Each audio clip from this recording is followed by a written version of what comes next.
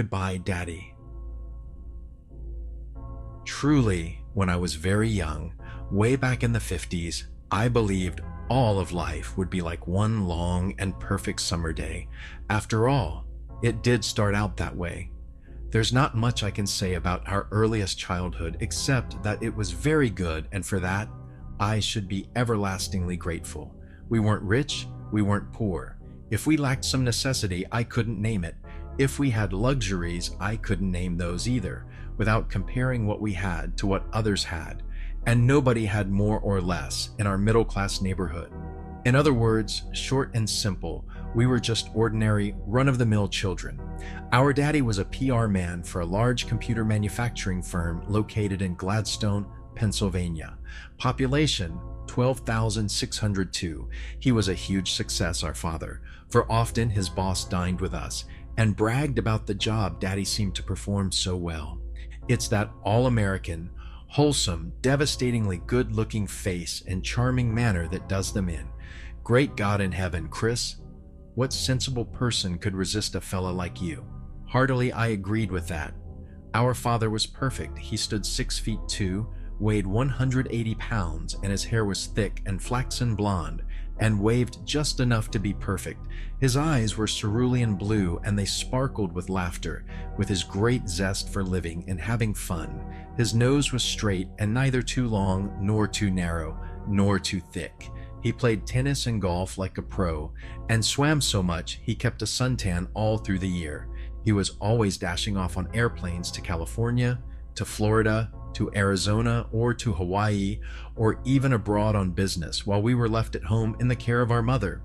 When he came through the front door late on Friday afternoons, every Friday afternoon, he said he couldn't bear to be separated from us for longer than 5 days. Even if it were raining or snowing, the sun shone when he beamed his broad, happy smile on us. His booming greeting rang out as soon as he put down his suitcase and briefcase. "Come greet me with kisses if you love me." Somewhere near the front door, my brother and I would be hiding, and after he'd called out his greeting, we'd dash out from behind a chair or the sofa to crash into his wide-open arms, which seized us up at once and held us close, and he warmed our lips with his kisses. Fridays, they were the best days of all, for they brought Daddy home to us again. In his suit pockets, he carried small gifts for us.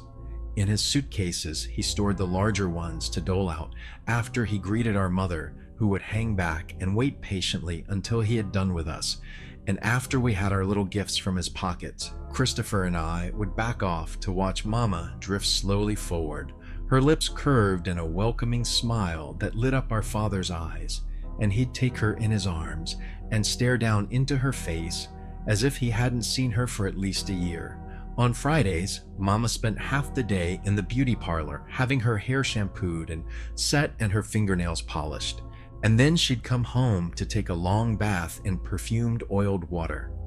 I'd perch in her dressing room and wait to watch her emerge in a filmy negligee. She'd sit at her dressing table to meticulously apply makeup, and I, so eager to learn, drank in everything she did to turn herself from just a pretty woman into a creature so ravishingly beautiful she didn't look real.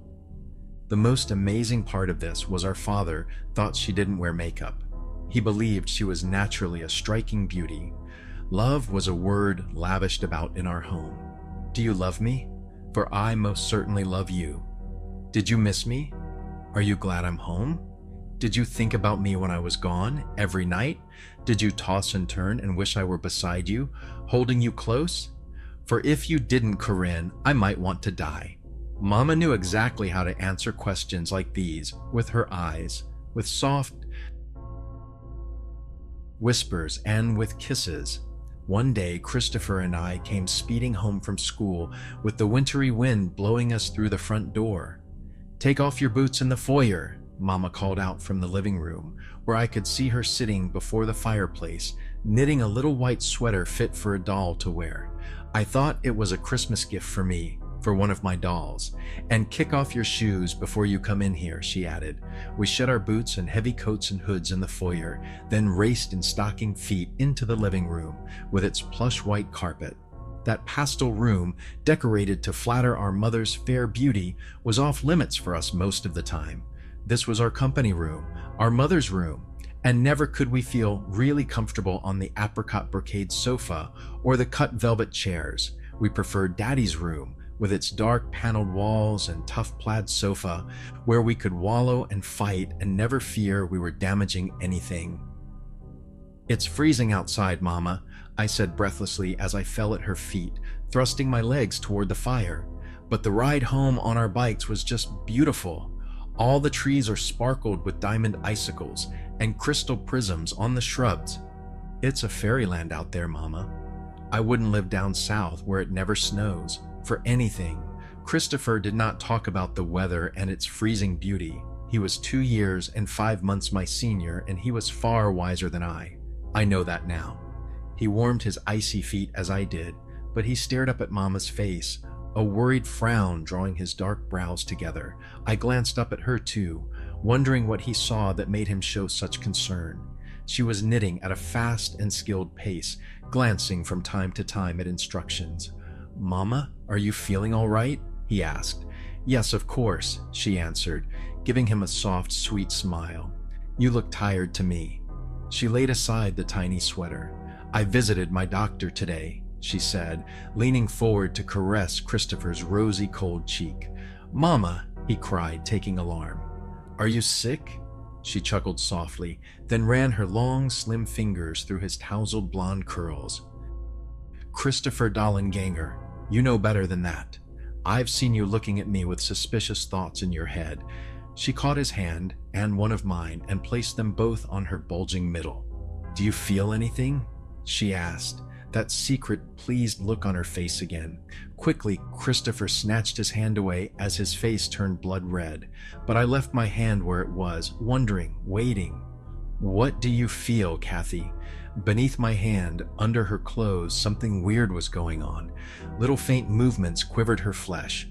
I lifted my head and stared up in her face, and to this day, I can still recall how lovely she looked, like a Raphael Madonna.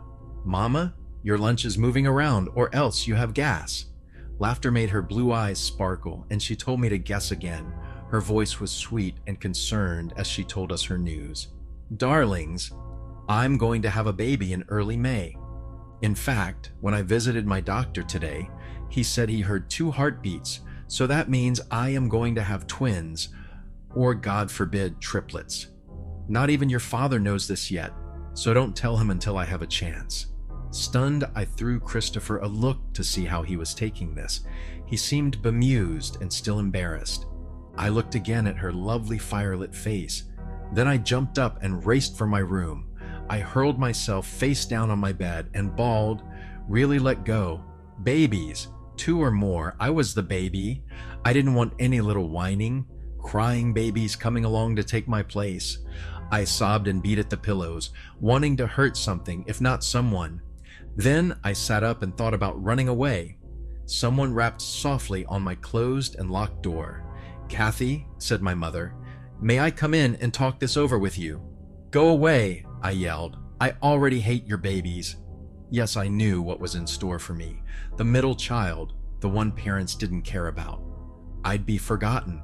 There'd be no more Friday gifts. Daddy would think only of Mama, of Christopher, and those hateful babies that would displace me. My father came to me that evening soon after he arrived home. I'd unlocked the door just in case he wanted to see me. I stole a peek to see his face, for I loved him very much. He looked sad, and he carried a large box wrapped in silver foil, topped by a huge bow of pink satin. "How's my Kathy been?" he asked softly as I peeked from beneath my arm. "You didn't run to greet me when I came home. You haven't said hello. You haven't even looked at me. Kathy, it hurts when you don't run into my arms and give me kisses." I didn't say anything, but rolled over on my back to glare at him fiercely. Didn't he know I was supposed to be his favorite all his life through? Why did he and Mama have to go and send for more children? Weren't 2 enough? He sighed, then came to sit on the edge of my bed. "You know something? This is the first time in your life you have ever glared at me like that. This is the first Friday you haven't run to leap up into my arms. You may not believe this, but I don't really come alive until I come home on weekends." Pouting, I refused to be won over. He didn't need me now. He had his son, and now heaps of wailing babies on the way. I'd be forgotten in the multitude. You know something else, he began, closely watching me. I used to believe, perhaps foolishly, that if I came home on Fridays and didn't bring one single gift for you, or your brother, I still believed the two of you would have run for me like crazy and welcomed me home. Anyway, I believed you loved me and not my gifts. I mistakenly believed that I'd been a good father and somehow I'd managed to win your love, and that you'd know you would always have a big place in my heart, even if your mother and I have a dozen children. He paused, sighed, and his blue eyes darkened. I thought my Kathy knew she would still be my very special girl, because she was my first. I threw him an angry, hurt look. Then I choked. But if Mama has another girl, you'll say the same thing to her. Will I? Yes, I sobbed, aching so badly I could scream from jealousy already. You might even love her more than you do me, 'cause she'll be little and cuter. I may love her as much, but I won't love her more. He held out his arms, and I could resist no longer. I flung myself into his arms and clung to him for dear life. Shh, he soothed as I cried. Don't cry, don't feel jealous. You won't be loved any the less. And Kathy, real babies are much more fun than dolls. Your mother will have more than she can handle, so she's going to depend on you to help her. When I'm away from home, I'll feel better knowing your mother has a loving daughter who will do what she can to make life easier and better for all of us. His warm lips pressed against my teary cheek. Come now, open your box and tell me what you think of what's inside. First, I had to smother his face with a dozen kisses and give him bear hugs to make up for the anxiety I'd put in his eyes. In the beautiful box was a silver music box made in England. The music played, and a ballerina dressed in pink turned slowly around and around before a mirror. It's a jewel box as well, explained Daddy, slipping on my finger a tiny gold ring with a red stone he called a garnet. The moment I saw that box, I knew you had to have it. And with this ring, I do vow to forever love my Kathy just a little bit more than any other daughter, as long as she never says that to anyone but herself. There came a sunny Tuesday in May when Daddy was home. For 2 weeks, Daddy had been hanging around home, waiting for those babies to show up. Mama seemed irritable, uncomfortable, and Mrs. Bertha Simpson was in our kitchen, preparing our meals and looking at Christopher and me with a smirky face. She was our most dependable babysitter. She lived next door and was always saying Mama and Daddy looked more like brother and sister than husband and wife. She was a grim, grouchy sort of person who seldom had anything nice to say about anybody. And she was cooking cabbage. I hated cabbage. Around dinner time, Daddy came rushing into the dining room to tell my brother and me that he was driving Mama to the hospital. Now, don't be worried. Everything will work out fine. Mind Mrs. Simpson and do your homework, and maybe in a few hours, you'll know if you have brothers or sisters, or one of each. He didn't return until the next morning. He was unshaven, tired looking, his suit rumpled, but he grinned at us happily. Take a guess, boys or girls? Boys, chimed up Christopher, who wanted 2 brothers he could teach to play ball. I wanted boys too. No little girl to steal Daddy's affection from his first daughter. A boy and a girl, Daddy said proudly. The prettiest little things you ever saw. Come, put your clothes on, and I'll drive you to see them yourselves. Sulkily, I went, still reluctant to look, even when Daddy picked me up and held me high so I could peer through the nursery room glass at 2 little babies a nurse held in her arms. They were so tiny, their heads were no bigger than small apples, and small red fists waved in the air. One was screaming like pins were sticking it. Ah, sighed Daddy, kissing my cheek and hugging me close. God has been good to me, sending me another son and daughter as perfect as my first pair. I thought I would hate them both, especially the loudmouthed one named Carrie, who wailed and bellowed 10 times louder than the quiet one named Corey. It was nearly impossible to get a full night's rest with the 2 of them across the hall from my room, and yet, as they began to grow and smile, and their eyes lit up when I came in and lifted them, something warm and motherly replaced the green in my eyes. The first thing you knew, I was racing home to see them, to play with them, to change diapers and hold nursing bottles and burp them on my shoulder. They were more fun than dolls. I soon learned that parents have room in their hearts for more than 2 children, and I had room in my heart to love them too. Even Carrie, who was just as pretty as me, and maybe more so. They grew so quickly like weeds, said Daddy, though Mama would often look at them with anxiety, for she said they were not growing as rapidly as Christopher and I had grown. This was laid before her doctor, who quickly assured her that often twins were smaller than single births. "See," said Christopher, "doctors do know everything." Daddy looked up from the newspaper he was reading and smiled. "That's my son, the doctor, talking. But nobody knows everything, Chris." Daddy was the only one who called my older brother Chris. We had a funny surname, the very devil to learn to spell. Dollenganger, just because we were all blonde, flaxen-haired, and with fair complexions. Except Daddy with his perpetual tan. Jim Johnston, Daddy's best friend, pinned on us a nickname, the Dresden Dolls. He said we looked like those fancy porcelain people who grace whatnot shelves and fireplace mantels. Soon, everyone in our neighborhood was calling us the Dresden Dolls. Certainly, it was easier to say than Dollenganger. When the twins were 4 and Christopher was 14, and I had just turned 12, there came a very special Friday. It was Daddy's 36th birthday, and we were having a surprise party for him. Mama looked like a fairy tale princess with her freshly washed and set hair. Her nails gleamed with pearly polish. Her long, formal gown was of softest aqua color, and her knotted string of pearls swayed as she glided from here to there, setting the table in the dining room so it would look perfect for Daddy's birthday party. His many gifts were piled high on the buffet. It was going to be a small, intimate party, just for our family and our closest friends. "Kathy," said Mama, throwing me a quick look, "would you mind bathing the twins again for me?" I gave them both baths before their naps, but as soon as they were up, they took off for the sandbox, and now they need another bath. I didn't mind. She looked far too fancy to give 2 dirty 4-year-olds splashy baths that would ruin her hair, her nails, and her lovely dress. "And when you finish with them, both you and Christopher jump in the tub and bathe too, and put on that pretty new pink dress, Kathy, and curl your hair. And Christopher, no blue jeans, please. I want you to put on a dress shirt and a tie, and wear that light blue sports jacket with your cream-colored trousers." "Aw, heck, Mama. I hate dressing up," he complained, scuffing his sneakers and scowling. "Do as I say, Christopher, for your father. You know he does a lot for you.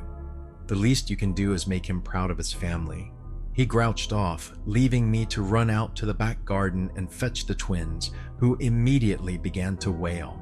"1 bath a day is enough," screamed Carrie. "We're already clean. Stop. We don't like soap. We don't like hair washings. Don't you do that to us again, Kathy, or we'll tell Mama." "Ha," I said.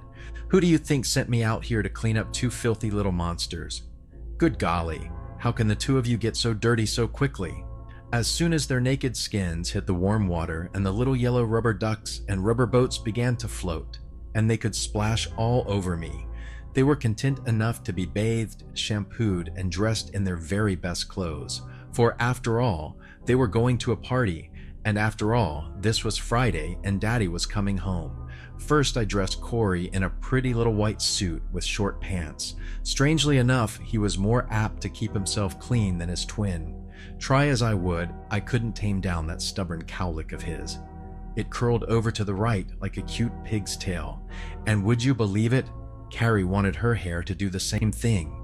When I had them both dressed and looking like dolls come alive, I turned the twins over to Christopher with stern warnings to keep an ever-observant eye on them. Now it was my turn to dress up. The twins wailed and complained while I hurriedly took a bath, washed my hair, and rolled it up on fat curlers. I peeked around the bathroom door to see Christopher trying his best to entertain them by reading to them from Mother Goose. "Hey," said Christopher, when I came out wearing my pink dress with the fluted ruffles. "You don't look half bad." "Half bad? Is that the best you can manage?" "Best I can for a sister." He glanced at his watch, slammed the picture book closed, seized the twins by their dimpled hands, and cried out, "Daddy will be here any minute. Hurry it, Kathy." 5 o'clock came and went, and though we waited and waited, we didn't see our father's green Cadillac turn into our curving drive. The invited guests sat around and tried to keep up a cheerful conversation as Mama got up and began to pace around nervously. Usually Daddy flung open the door at 4 and sometimes even sooner. 7 o'clock, and still we were waiting. The wonderful meal Mama had spent so much time preparing was drying out from being too long in the warming oven. 7 was the time we usually put the twins to bed, and they were growing hungry, sleepy, and cross, demanding every second, "When is Daddy coming?" Their white clothes didn't look so virgin now. Carrie's smoothly waved hair began to curl up and look windblown. Corey's nose began to run, and repeatedly he wiped it on the back of his hand until I hurried over with a Kleenex to clean off his upper lip. "Well, Corinne," joked Jim Johnston, "I guess Chris has found himself another super broad." His wife threw him an angry look for saying something so tasteless. My stomach was growling, and I was beginning to feel as worried as Mama looked. She kept pacing back and forth, going to the wide picture window and staring out. "Oh," I cried, having caught sight of a car turning into our tree-lined driveway. "Maybe that's Daddy coming now." But the car that drew to a stop before our front door was white, not green, and on the top was one of those spinning red lights. An emblem on the side of that white car read State Police. Mama smothered a cry when 2 policemen dressed in blue uniforms approached our front door and rang our doorbell. Mama seemed frozen. Her hand hovered near her throat. Her heart came up and darkened her eyes. Something wild and frightening burgeoned in my heart just from watching her reactions. It was Jim Johnston who answered the door and allowed the 2 state troopers to enter, glancing about uneasily, seeing, I'm sure, that this was an assembly gathered together for a birthday party. All they had to do was glance into the dining room and see the festive table, the balloons suspended from the chandelier, and the gifts on the buffet. "Mrs. Christopher Garland Dollenganger?" inquired the older of the 2 officers as he looked from woman to woman. Our mother nodded slightly, stiffly. I drew nearer, as did Christopher. The twins were on the floor, playing with tiny cars, and they showed little interest in the unexpected arrival of police officers. The kindly-looking uniformed man with the deep red face stepped closer to Mama. "Mrs. Dollenganger," he began in a flat voice that sent immediate panic into my heart. "We're terribly sorry, but there's been an accident on Greenfield Highway." "Oh," breathed Mama, reaching to draw both Christopher and me against her sides. I could feel her quivering all over, just as I was. My eyes were magnetized by those brass buttons. I couldn't see anything else. "Your husband was involved, Mrs. Dollenganger." A long sigh escaped from Mama's choked throat. She swayed and would have fallen if Chris and I hadn't been there to support her. "We've already questioned motorists who witnessed the accident, and it wasn't your husband's fault, Mrs. Dollenganger," that voice continued on, without emotion. "According to the accounts, which we've recorded, there was a motorist driving a blue Ford weaving in and out of the left-hand lane, apparently drunk, and he crashed head-on into your husband's car. But it seems your husband must have seen the accident coming, for he swerved to avoid a head-on collision, but a piece of machinery had fallen from another car or truck, and this kept him from completing his correct defensive driving maneuver, which would have saved his life.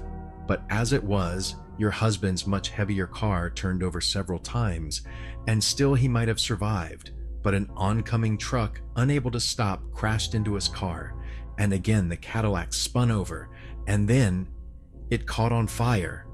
Never had a room full of people stilled so quickly. Even the young twins looked up from their innocent play and stared at the 2 troopers. "My husband," whispered Mama, her voice so weak it was hardly audible. He isn't dead, ma'am," said the red-faced officer very solemnly. "It pains me dreadfully to bring you bad news on what seems a special occasion." He faltered and glanced around with embarrassment. "I'm terribly sorry, ma'am. Everybody did what they could to get him out. But, well, ma'am, he was, well, killed instantly, from what the doc says." Someone sitting on the sofa screamed. Mama didn't scream. Her eyes went bleak, dark, haunted. Despair washed the radiant color from her beautiful face. It resembled a death mask. I stared up at her, trying to tell her with my eyes that none of this could be true. Not Daddy, not my daddy.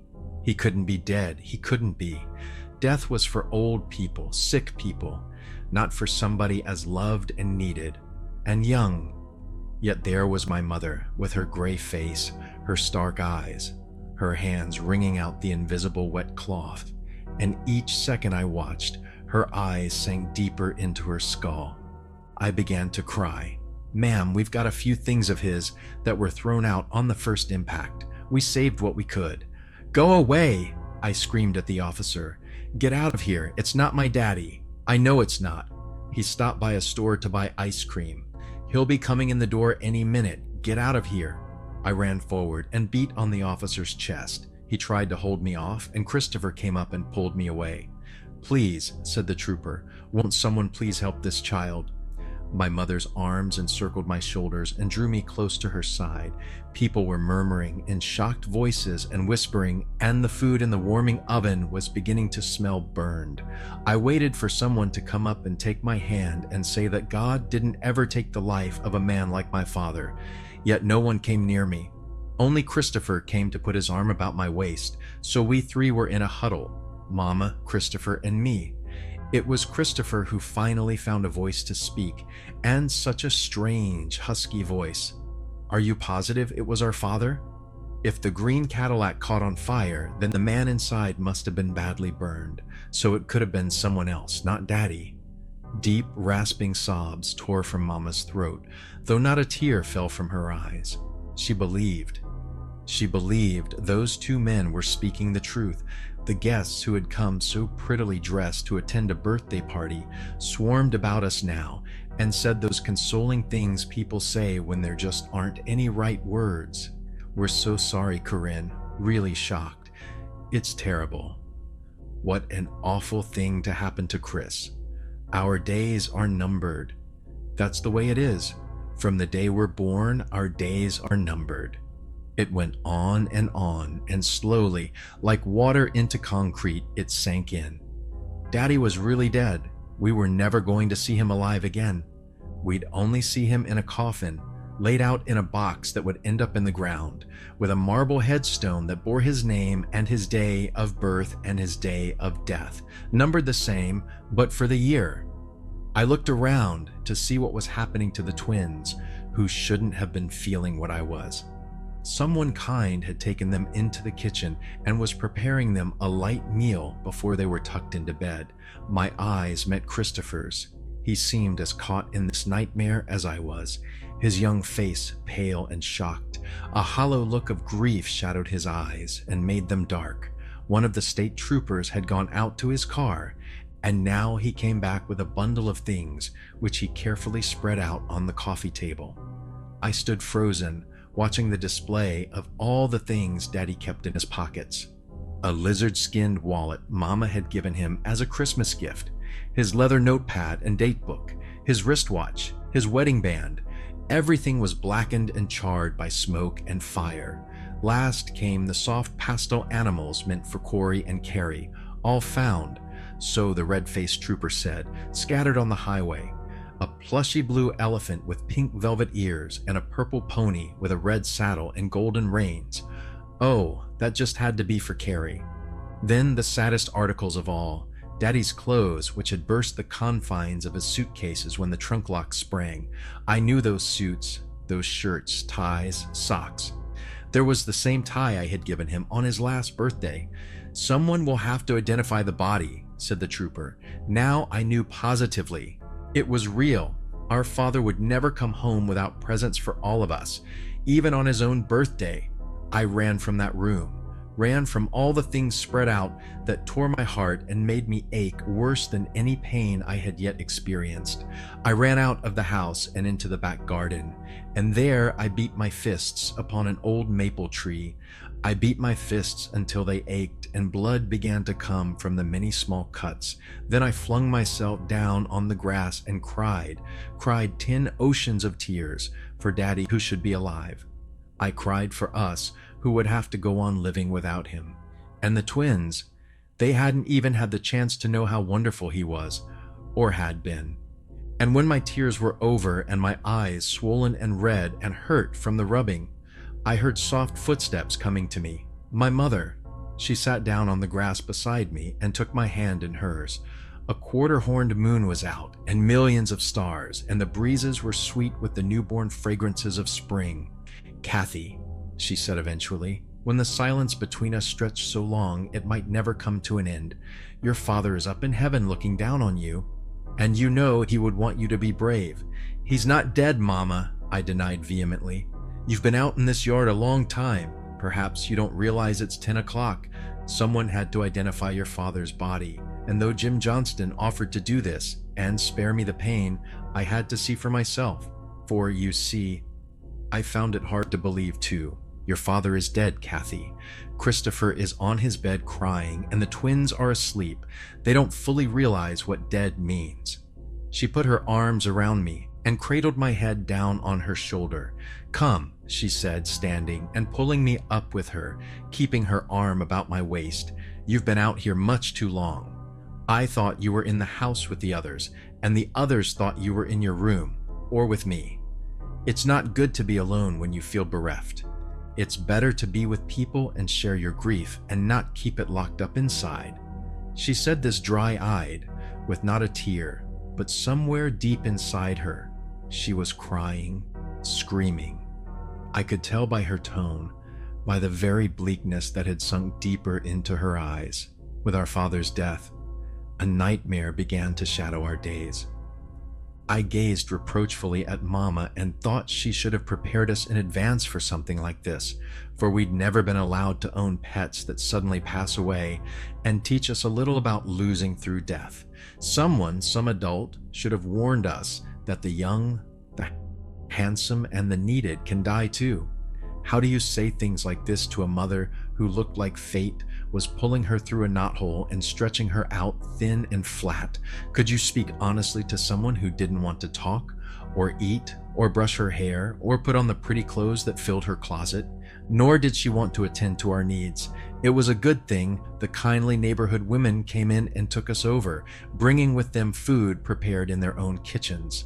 Our house filled to overflowing with flowers, with homemade casseroles, hams, hot rolls, cakes, and pies. They came in droves, all the people who loved, admired, and respected our father, and I was surprised he was so well known. Yet I hated it every time someone asked how he died, and what a pity someone so young should die, when so many who were useless and unfit lived on and were a burden to society. From all that I heard and overheard, fate was a grim reaper, never kind, with little respect for who was loved and needed. Spring days passed on towards summer, and grief, no matter how you try to cater to its wail, has a way of fading away, and the person so real, so beloved, becomes a dim, slightly out-of-focus shadow. One day Mama sat so sad-faced that she seemed to have forgotten how to smile. "Mama," I said brightly, in an effort to cheer her, "I'm going to pretend Daddy is still alive and away on another of his business trips, and soon he'll come and stride in the door and he'll call out, just as he used to, 'Come and greet me with kisses if you love me.' And, don't you see, we'll feel better, all of us, like he is alive somewhere, living where we can't see him, but where we can expect him at any moment." "No, Kathy," Mama flared. "You must accept the truth. You are not to find solace in pretending. Do you hear that? Your father is dead, and his soul has gone on to heaven, and you should understand at your age that no one ever has come back from heaven. As for us, we'll make do the best we can without him, and that doesn't mean escaping reality by not facing up to it." I watched her rise from her chair and begin to take things from the refrigerator to start breakfast. "Mama," I began again, feeling my way along cautiously lest she turn hard and angry again. "Will we be able to go on without him 9? I will do the best I can to see that we survive," she said dully, flatly. "Will you have to go to work now, like Mrs. Johnston?" "Maybe, maybe not. Life holds all sorts of surprises, Kathy, and some of them are unpleasant, as you are finding out. But remember always, you were blessed to have for almost 12 years a father who thought you were something very special. Because I look like you, I said, still feeling some of that envy I always had because I came in second after her. She threw me a glance as she rambled through the contents of the jam-packed fridge. I'm going to tell you something now, Kathy, that I've never told you before. You look very much as I did at your age, but you are not like me in your personality. You are much more aggressive and much more determined. Your father used to say that you were like his mother, and he loved his mother. Doesn't everybody love their mother? No, she said with a queer expression. There are some mothers you just can't love, for they don't want you to love them. She took bacon and eggs from the refrigerator, then turned to take me in her arms. Dear Kathy, you and your father had a very special close relationship, and I guess you must miss him more because of that, more than Christopher does. Or the twins. I sobbed against her shoulder. I hate God for taking him. He should have lived to be an old man. He won't be there when I dance, and when Christopher is a doctor. Nothing seems to matter now that he's gone. Sometimes, she began in a tight voice, death is not as tenable as you think. Your father will never grow old or infirm. He'll always stay young. You'll remember him that way. Young, handsome, strong. Don't cry anymore, Kathy, for as your father used to say, there is a reason for everything and a solution for every problem, and I'm trying hard to do what I think best. We were 4 children stumbling around in the broken pieces of our grief and loss. We would play in the back garden, trying to find solace in the sunshine, quite unaware that our lives were soon to change so drastically, so dramatically, that the words backyard and garden were to become for us synonyms for heaven, and just as remote. It was an afternoon shortly after Daddy's funeral, and Christopher and I were with the twins in the backyard. They sat in the sandbox with small shovels and sand pails. Over and over again, they transferred sand from one pail to another, gibbering back and forth in the strange language only they could understand. Corey and Carrie were fraternal, rather than identical twins. Yet they were like one unit, very much satisfied with each other. They built a wall about themselves, so they were the castle keeps, and full guardians of their larder of secrets. They had each other, and that was enough. The time for dinner came and went. We were afraid that now even meals might be canceled, so even without our mother's voice to call us in, we caught hold of the dimpled fat hands of the twins and dragged them along toward the house. We found our mother seated behind Daddy's big desk. She was writing what appeared to be a very difficult letter. If the evidence of many discarded beginnings meant anything, she frowned as she wrote in longhand, pausing every so often to lift her head and stare off into space. Mama, I said, it's almost 6 o'clock. The twins are growing hungry. In a minute, she said in an offhand way. I'm writing to your grandparents who live in Virginia. The neighbors have brought us food enough for a week.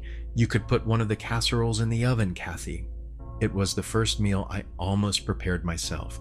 I had the table set and the casserole heating and the milk poured when Mama came in to help. It seemed to me that every day after our father had gone, our mother had letters to write and places to go, leaving us in the care of the neighbor next door. At night, Mama would sit at Daddy's desk, a green ledger book opened in front of her, checking over stacks of bills. Nothing felt good anymore, nothing. Often now, my brother and I bathed the twins, put on their pajamas, and tucked them into bed. Then Christopher would hurry off to his room to study, while I would hurry back to my mother to seek a way to bring happiness to her eyes again. A few weeks later, a letter came in response to the many our mother had written home to her parents. Immediately, Mama began to cry. Even before she had opened the thick, creamy envelope, she cried. Clumsily, she used a letter opener, and with trembling hands she held 3 sheets, reading over the letter 3 times.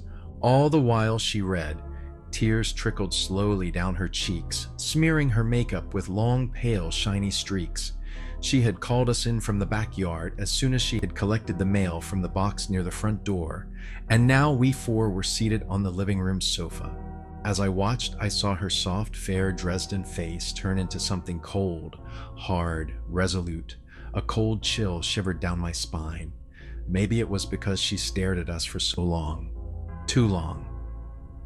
Then she looked down at the sheets held in her trembling hands, then to the windows, as if there she could find some answer to the question of the letter.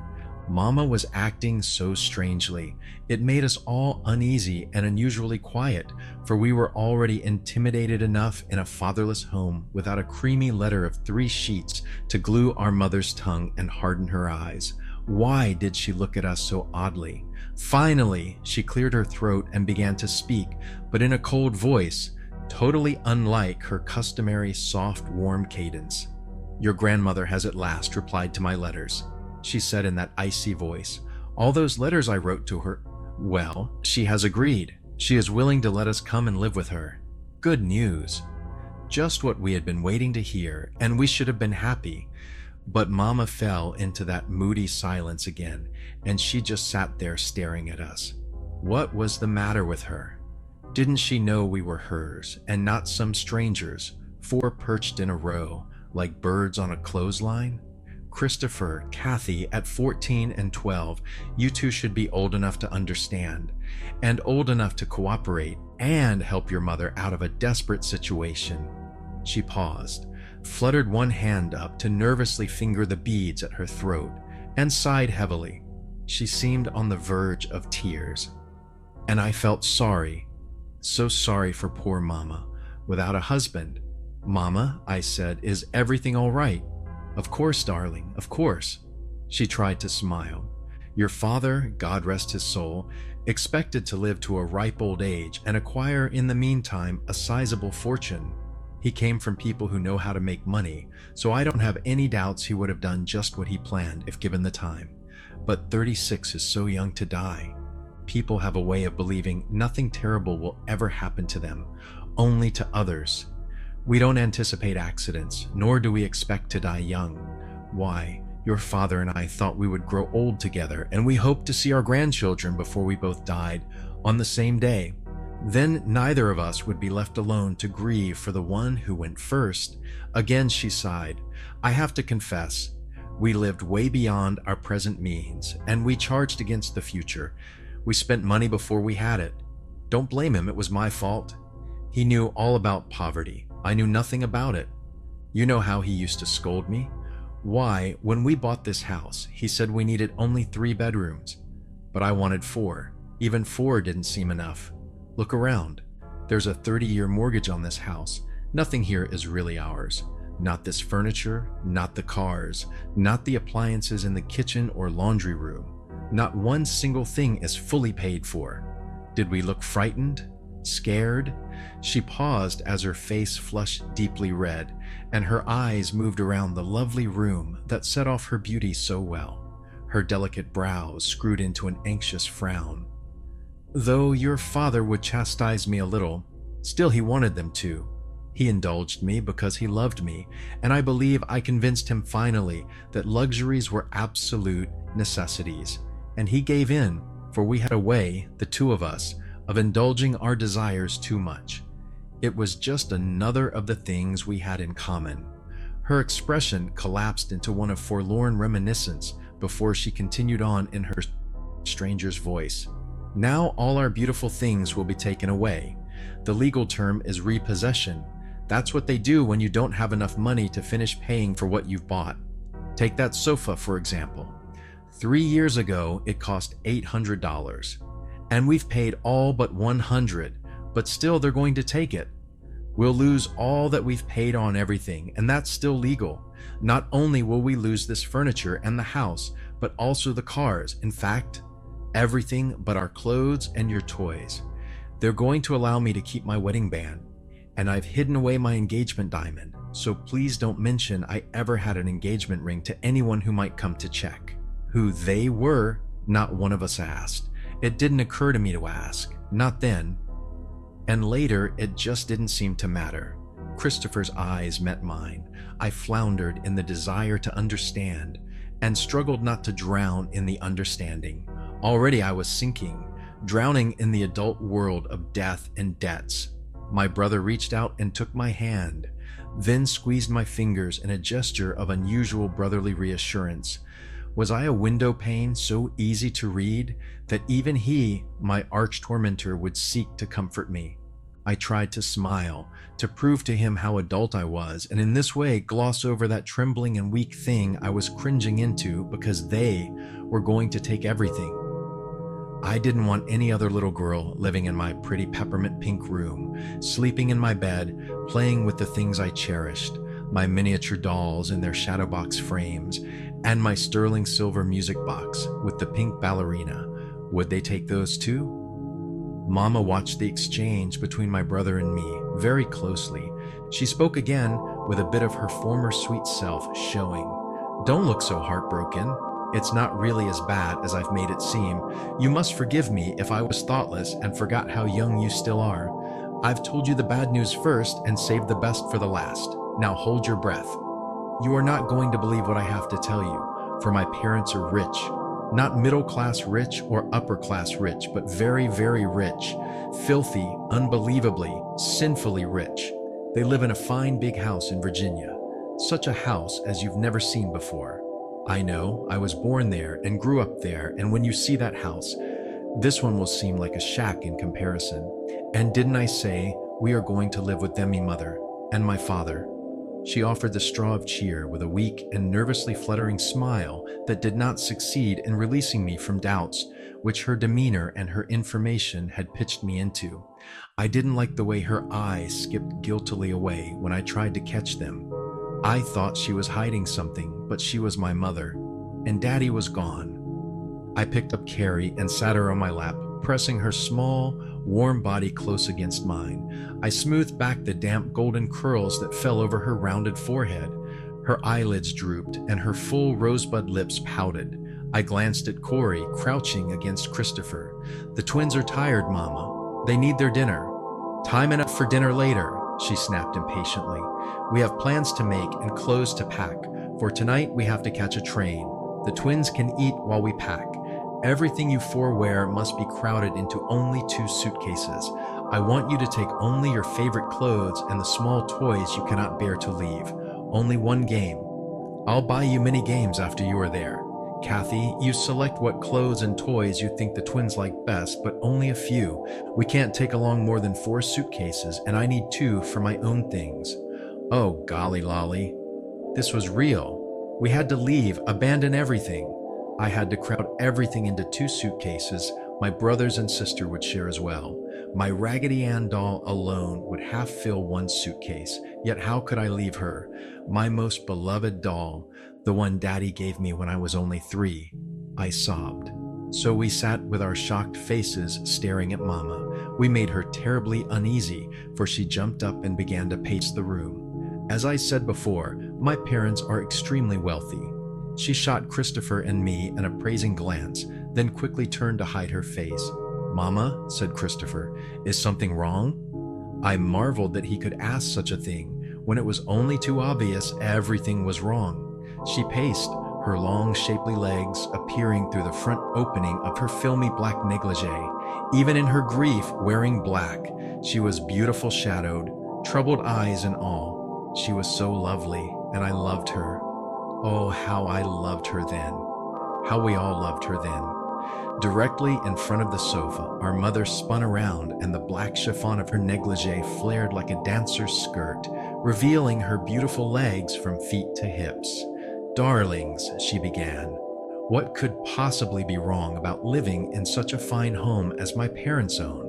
I was born there, I grew up there, except for those years when I was sent away to school. It's a huge, beautiful house, and they keep adding new rooms to it, though Lord knows they have enough rooms already." She smiled, but something about her smile seemed false. "There is, however, one small thing I have to tell you before you meet my father, your grandfather." Here again she faltered, and again smiled that queer, shadowy smile. "Years ago, when I was 18, I did something serious, of which your grandfather disapproved. And my mother wasn't approving either, but she wouldn't leave me anything anyway, so she doesn't count. But because of what I did, my father had me written out of his will, and so now I am disinherited. Your father used to gallantly call this fallen from grace." Your father always made the best of everything, and he said it didn't matter. Fallen from grace, whatever did that mean? I couldn't imagine my mother doing anything so bad that her own father would turn against her and take away what she should have. Yes, Mama, I know exactly what you mean, Christopher piped up. You did something of which your father disapproved, and so, even though you were included in his will, he had his lawyer write you out instead of thinking twice, and now you won't inherit any of his worldly goods when he passes on to the great beyond. He grinned, pleased with himself for knowing more than me.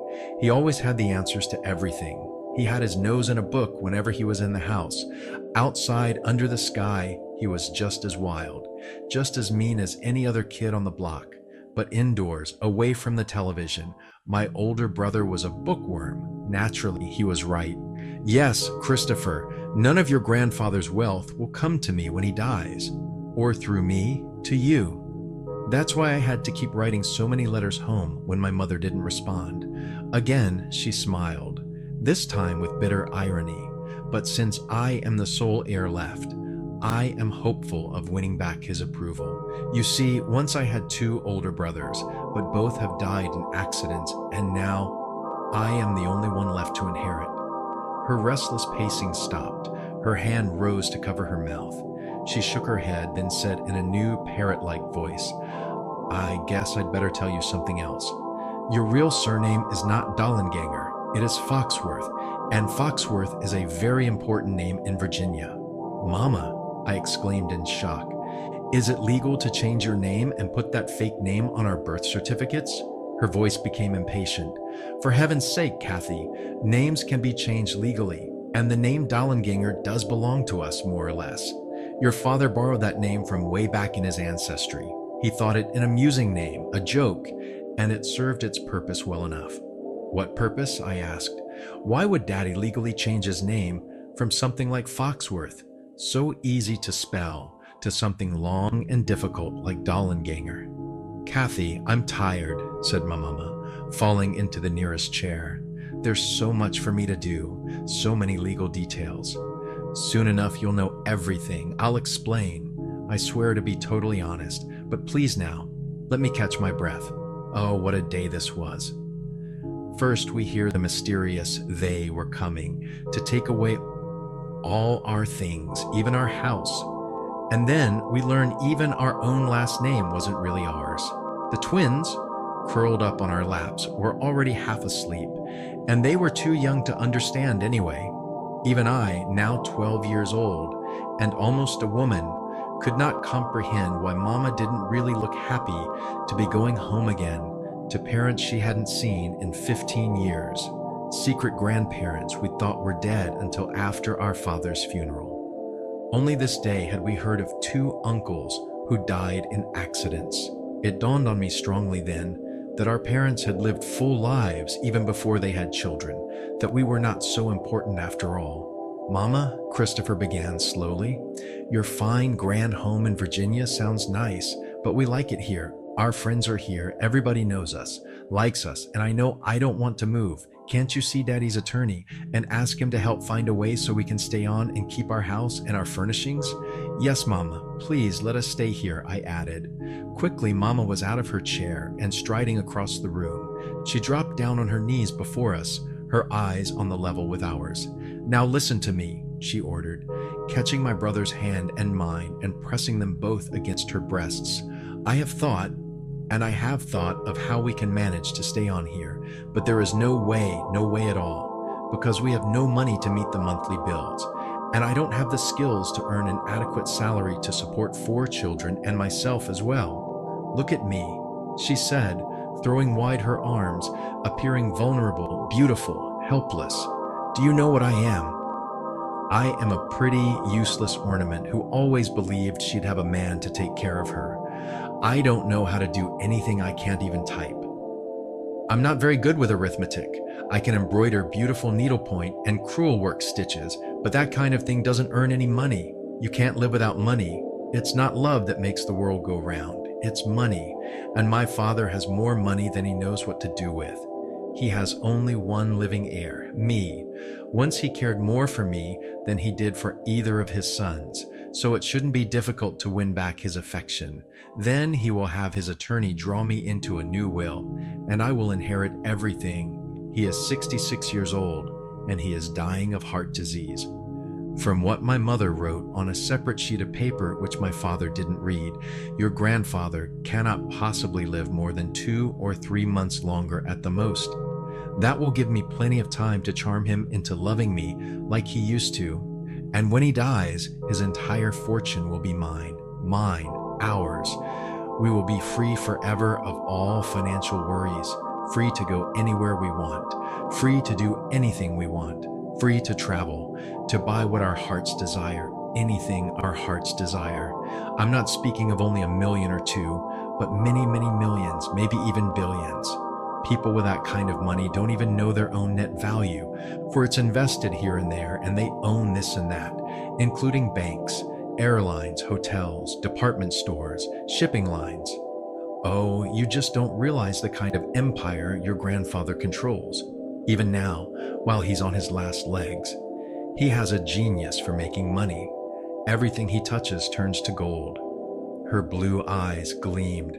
The sun shone through the front windows, casting diamond strands of light on her hair. Already she seemed rich beyond value. Mama, how had all of this come about? Only after our father died. Christopher, Kathy, are you listening? Using your imaginations, do you realize what a tremendous amount of money can do? The world and everything in it is yours. You have power, influence, respect. Trust me. Soon enough, I will win back my father's heart. He'll take one look at me and realize instantly how all those 15 years we've been separated have been such a waste. He's old, sick. He always stays on the first floor, in a small room beyond the library. And he has nurses to take care of him night and day, and servants to wait on him hand and foot. But only your own flesh and blood means anything, and I'm all he has left. Only me. Even the nurses don't find it necessary to climb the stairs, for they have their own bath. One night, I will prepare him to meet his 4 grandchildren, and then I will bring you down the stairs and into his room, and he will be charmed, enchanted by what he sees. 4 beautiful children who are perfect in every way. He is bound to love you, each and every one of you. Believe me, it will work out, just the way I say. I promise that whatever my father requires of me, I will do. On my life, on all I hold sacred and dear. And that is the children my love for your father made. You can believe I will soon be the heiress to a fortune beyond belief. And through me, every dream you've ever had will come true. My mouth gaped open. I was overwhelmed by her passion. I glanced at Christopher to see him staring at Mama with incredulity. Both the twins were on the soft fringes of sleep. They had heard none of this. We were going to live in a house as big and rich as a palace. In that palace so grand, where servants waited on you hand and foot, we would be introduced to King Midas, who would soon die, and then we would have all the money to put the world at our feet. We were stepping into riches beyond belief. I would be just like a princess, yet why didn't I feel really happy? Kathy, said Christopher, beaming on me a broad, happy smile. You can still be a ballerina. I don't think money can buy talent, nor can it make a good doctor out of a playboy. But until the time comes when we have to be dedicated and serious, aren't we gonna have a ball? I couldn't take the sterling silver music box with the pink ballerina inside. The music box was expensive and had been listed as something of value for them to claim. I couldn't take down the shadow boxes from the walls or hide away the miniature dolls. There was hardly anything I could take that Daddy had given me except the small ring on my finger with a semi-precious gemstone shaped like a heart. And, just like Christopher said, after we were rich, our lives would be one big ball, one long, long party. That's the way rich people lived, happily ever after as they counted their money and made their fun plans. Fun, games, parties, riches beyond belief. A house as big as a palace, with servants who lived over a huge garage that stored away at least 9 or 10 expensive automobiles. Who would ever have guessed my mother came from a family like that? Why had Daddy argued with her so many times about spending money lavishly when she could have written letters home before and done a bit of humiliating begging. Slowly, I walked down the hall to my room, to stand before the silver music box where the pink ballerina stood in arabesque position when the lid was opened, and she could see herself in the reflecting mirror. And I heard the tinkling music play, "Whirl, ballerina, whirl." I could steal it if I had a place to hide it. Goodbye, pink and white room with the peppermint walls. Goodbye, little white bed with the dotted Swiss canopy that had seen me sick with measles, mumps, chickenpox. Goodbye again to you, Daddy. For when I'm gone, I can't picture you sitting on the side of my bed and holding my hand, and I won't see you coming from the bathroom with a glass of water. I really don't want to go too much, Daddy. I'd rather stay and keep your memory close and near Kathy. Mama was at the door. Don't just stand there and cry. A room is just a room. You'll live in many rooms before you die. So hurry up, pack your things and the twins' things while I do my own packing. Before I died, I was going to live in 1,000 rooms or more. A little voice whispered this in my ear, and I believed. The Road to Riches. While Mama packed, Christopher and I threw our clothes into 2 suitcases, along with a few toys and 1 game. In the early twilight of evening, a taxi drove us to the train station. We had slipped away furtively, without saying goodbye to even 1 friend, and this hurt. I didn't know why it had to be that way, but Mama insisted. Our bicycles were left in the garage, along with everything else too large to take. The train lumbered through a dark and starry night, heading toward a distant mountain estate in Virginia. We passed many a sleepy town and village, and scattered farmhouses where golden rectangles of light were the only evidence to show they were there at all. My brother and I didn't want to fall asleep and miss out on anything, and oh, did we have a lot to talk about. Mostly we speculated on that grand, rich house where we would live in splendor and eat from golden plates and be served by a butler wearing livery. And I supposed I'd have my own maid to lay out my clothes, draw my bath, brush my hair, and jump when I commanded, but I wouldn't be too stern with her. I would be sweet, understanding, the kind of mistress every servant desired, unless she broke something I really cherished. Then there'd be hell to pay. I'd throw a temper tantrum and hurl a few things I didn't like anyway. Looking backward to that night ride on the train, I realized that was the very night I began to grow up and philosophize. With everything you gained, you had to lose something, so I might as well get used to it and make the best of it. While my brother and I speculated on how we would spend the money when it came to us, the portly, balding conductor entered our small compartment and gazed admiringly at our mother from head to toes before he softly spoke. "Mrs. Patterson, in 15 minutes we'll reach your depot." Now why was he calling her Mrs. Patterson, I wondered. I shot a questioning look at Christopher, who also seemed perplexed by this.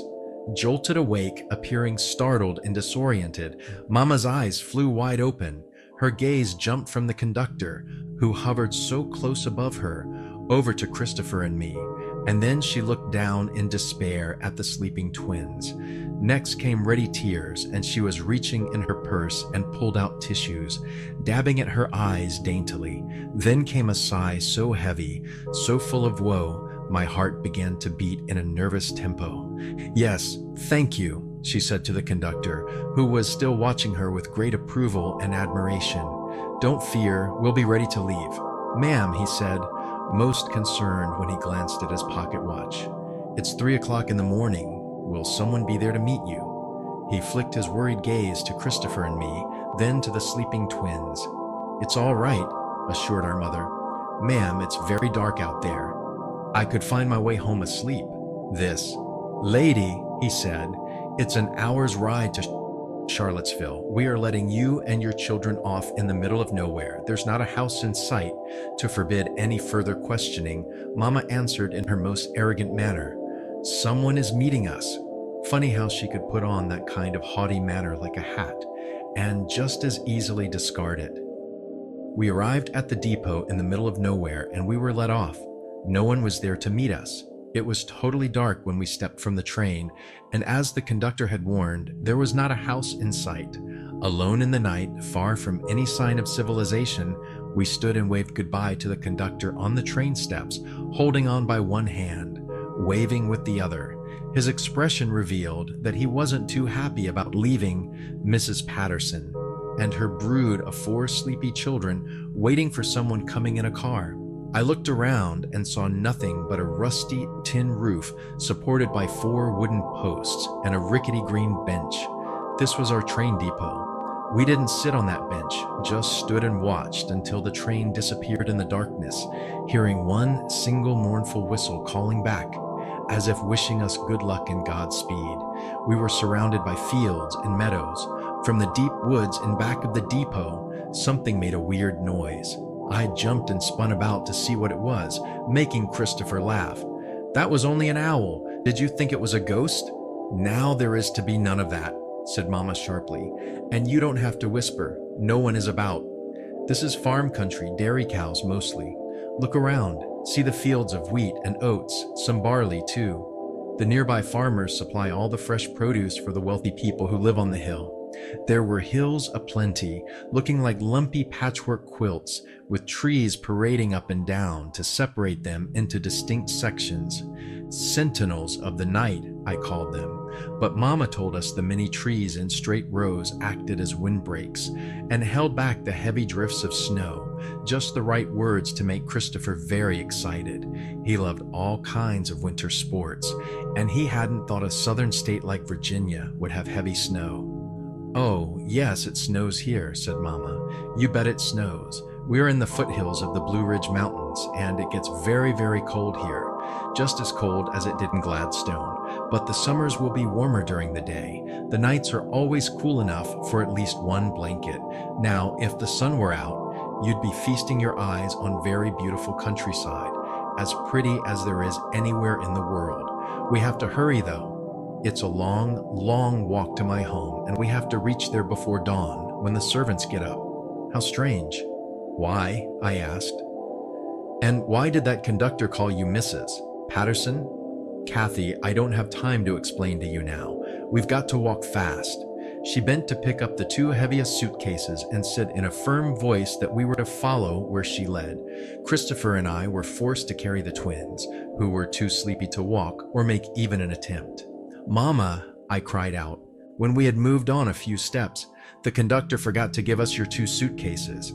"It's all right, Kathy," she said breathlessly, as if the 2 suitcases she was carrying were enough to tax her strength.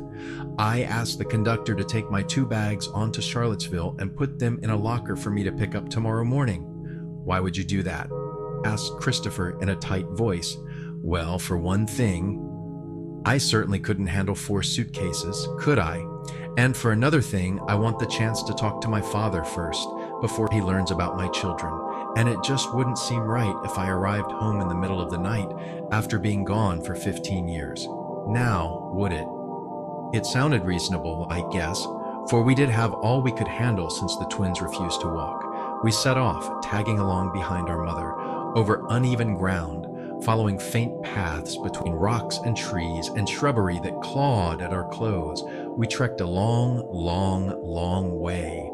Christopher and I became tired, irritable, as the twins grew heavier and heavier, and our arms began to ache. It was an adventure already beginning to pall. We complained, we nagged, we dragged our feet, wanting to sit down and rest. We wanted to be back in Gladstone, in our own beds with our own things. Better than here, better than that big old house with servants and grandparents we didn't even know. "Wake up the twins," snapped Mama, grown impatient with our complaining. "Stand them on their feet and force them to walk whether or not they want to." Then she mumbled something faint into the fur collar of her jacket that just barely reached my keen ears.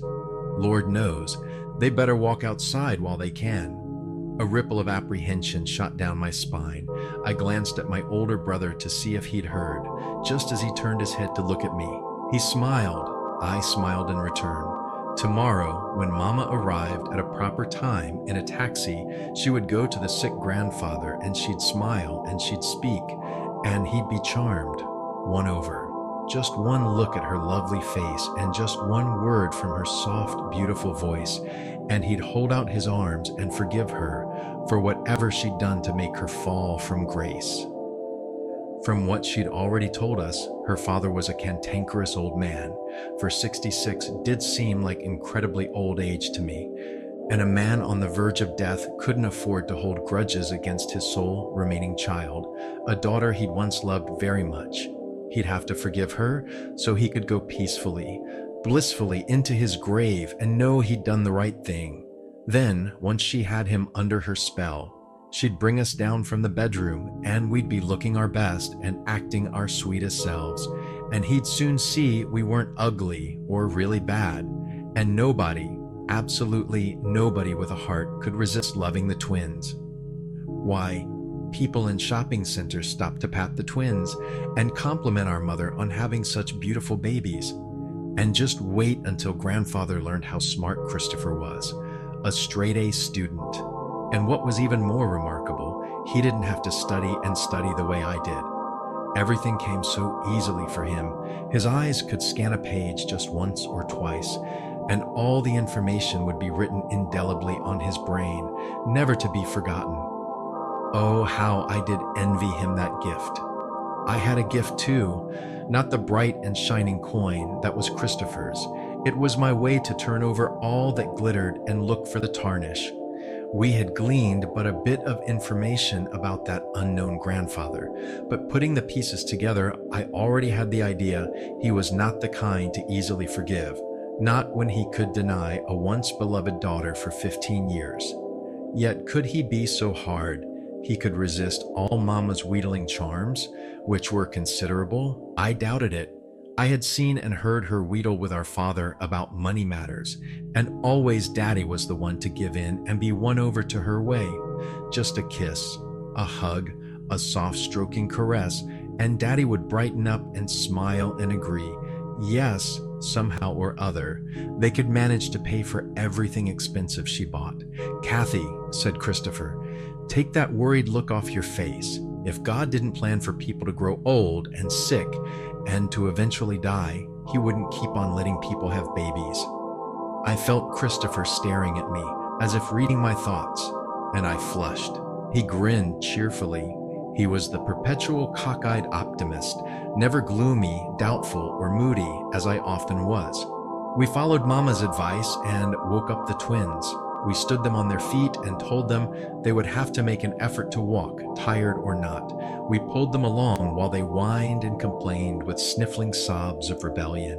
"Don't want to go where we're going," sobbed a teary Carrie. Corey only wailed. "Don't like walking in woods when it's dark," screamed Carrie, trying to pull her tiny hand free from mine. "I'm going home. Let me go, Kathy. Let me go." Corey howled louder. I wanted to pick Carrie up again and carry her on, but my arms were just too aching to make another effort. Then Christopher released Corey's hand and ran ahead to assist Mama with her 2 heavy suitcases, so I had 2 unwilling, resisting twins to lug along in the darkness. The air was cool and sharply pungent. Though Mama called this hill country, those shadowy high forms in the distance looked like mountains to me. I stared up at the sky. It seemed to me like an inverted deep bowl of navy blue velvet, sparkled all over with crystallized snowflakes instead of stars. Or were they tears of ice that I was going to cry in the future? Why did they seem to be looking down at me with pity, making me feel ant-sized, overwhelmed, completely insignificant? It was too big, that close sky, too beautiful, and it filled me with a strange sense of foreboding. Still, I knew that under other circumstances, I could love a countryside like this. We came at last upon a cluster of large and very fine homes, nestled on a steep hillside. Stealthily, we approached the largest and, by far, the grandest of all the sleeping mountain homes. Mama said in a hushed voice that her ancestral home was named Foxworth Hall and was more than 200 years old. "Is there a lake nearby for ice skating and swimming?" asked Christopher. He gave serious attention to the hillside. "It's not good ski country, too many trees and rocks." "Yes," said Mama. "There's a small lake about a quarter of a mile away." and she pointed in the direction where a lake could be found. We circled that enormous house almost on tiptoes. Once at the back door, an old lady let us in. She must have been waiting and seen us coming, for she opened that door so readily we didn't even have to knock. Just like thieves in the night, we stole silently inside. Not a word did she speak to welcome us. Could this be one of the servants, I wondered? Immediately, we were inside the dark house, and she hustled us up a steep and narrow-backed staircase, not allowing us 1 second to pause and take a look around the grand rooms we only glimpsed in our swift and mute passage. She led us down many halls, past many closed doors, and finally, we came to an end room where she swung open a door and gestured us inside. It was a relief to have our long night journey over and be in a large bedroom where a single lamp was lit. Heavy tapestried draperies covered 2 tall windows. The old woman in her gray dress turned to look us over as she closed the heavy door to the hall and leaned against it. She spoke, and I was jolted. "Just as you said, Corinne, your children are beautiful." There she was, paying us a compliment that should warm our hearts, but it chilled mine. Her voice was cold and uncaring, as if we were without ears to hear, and without minds to comprehend her displeasure, despite her flattery. And I was right to judge her so. Her next words proved that. "But are you sure they are intelligent? Do they have some invisible afflictions not apparent to the eyes?" "None," cried our mother, taking offense, as did I. "My children are perfect, as you can plainly see, physically and mentally." She glared at that old woman in gray before she squatted down on her heels and began to undress Carrie, who was nodding on her feet. I knelt before Corey and unbuttoned his small blue jacket as Christopher lifted one of the suitcases up on one of the big beds. He opened it and took out 2 pairs of small yellow pajamas with feet. Furtively, as I helped Corey off with his clothes and into his yellow pajamas, I studied that tall, big woman who was, I presumed, our grandmother. As I looked her over, seeking wrinkles and heavy jowls, I found out she was not as old as I had at first presumed. Her hair was a strong steel blue color, drawn back from her face in a severe style, which made her eyes appear somewhat long and cat-like. Why, you could even see how each strand of hair pulled her skin up in little resentful hills. And even as I watched, I saw one hair spring free from its moorings. Her nose was an eagle's beak, her shoulders were wide, and her mouth was like a thin, crooked knife slash. Her dress of gray taffeta had a diamond brooch at the throat of a high, severe neckline. Nothing about her appeared soft or yielding. Even her bosom looked like twin hills of concrete. There would be no funning with her, as we had played with our mother and father. I didn't like her. I wanted to go home. My lips quivered. I wanted Daddy alive again. How could such a woman as this make someone as lovely and sweet as our mother? From whom had our mother inherited her beauty, her gaiety? I shivered and tried to forbid those tears that welled in my eyes. Mama had prepared us in advance for an unloving, uncaring, unrelenting grandfather. But the grandmother who had arranged for our coming, she came as a harsh, astonishing surprise. I blinked back my tears, fearful Christopher would see them and mock me later. But to reassure me, there was our mother smiling warmly as she lifted a pajamaed Corey into one of the big beds, and then she put Carrie in beside him. Oh, how they did look sweet, lying there like big rosy-cheeked dolls. Mama leaned over the twins and pressed kisses on their flushed cheeks, and her hand tenderly brushed back the curls on their foreheads. And then she tucked the covers high under their chins. "Good night, my darlings," she whispered in the loving voice we knew so well. The twins didn't hear. Already they were deeply asleep. However, standing firmly as a rooted tree, the grandmother was obviously displeased as she gazed upon the twins in one bed, then over to where Christopher and I were huddled close together. We were tired and half supporting each other. Strong disapproval glinted in her gray stone eyes. She wore a fixed, piercing scowl that Mama seemed to understand, although I did not. Mama's face flushed as the grandmother said, "Your 2 older children cannot sleep in one bed." "They're only children," Mama flared back with unusual fire. "Mother, You haven't changed one bit, have you? You still have a nasty, suspicious mind. Christopher and Kathy are innocent. Innocent, she snapped back, her mean look so sharp it could cut and draw blood. That is exactly what your father and I always presumed about you and your half-uncle. I looked from one to the other, my eyes wide. I glanced at my brother. Years seemed to melt from him, and he stood there vulnerable, helpless as a child of 6 or 7, no more comprehending than I. A tempest of hot anger made our mother's ruddy color depart. If you think like that, then give them separate rooms and separate beds. Lord knows this house has enough of them. That is impossible, the grandmother said in her fire ice voice. This is the only bedroom with its own adjoining bath, and where my husband won't hear them walking overhead or flushing the toilet. If they are separated and scattered about all over upstairs, he will hear their voices or their noise, or the servants will. Now, I have given this arrangement a great deal of thought. This is the only safe room. Safe room. We were going to sleep, all of us, in only one room, in a grand, rich house with 20, 30, 40 rooms. We were going to stay in one room. Even so, now that I gave it more thought, I didn't want to be in a room alone in this mammoth house. Put the 2 girls in one bed and the 2 boys in the other, the grandmother ordered. Mama lifted Corey and put him in the remaining double bed, thus casually establishing the way it was to be from then on. The boys in the bed nearest the bathroom door, and Carrie and I in the bed nearest the windows. The old woman turned her hard gaze on me, then on Christopher. Now hear this, she began like a drill sergeant. It will be up to you 2 older children to keep the younger ones quiet, and you 2 will be responsible if they break even one of the rules. I lay down. Keep this always in your minds. If your grandfather learns too soon you are up here, then he will throw all of you out without one red penny, after he has severely punished you for being alive. And you will keep this room clean, neat, tidy, and the bathroom too, just as if no one lived here. And you will be quiet. You will not yell or cry or run about to pound on the ceilings below. When your mother and I leave this room tonight, I will close and lock the door behind me, for I will not have you roaming from room to room and into the other sections of this house. Until the day your grandfather dies, you are here, but you don't really exist. Oh God, my eyes flashed to Mama.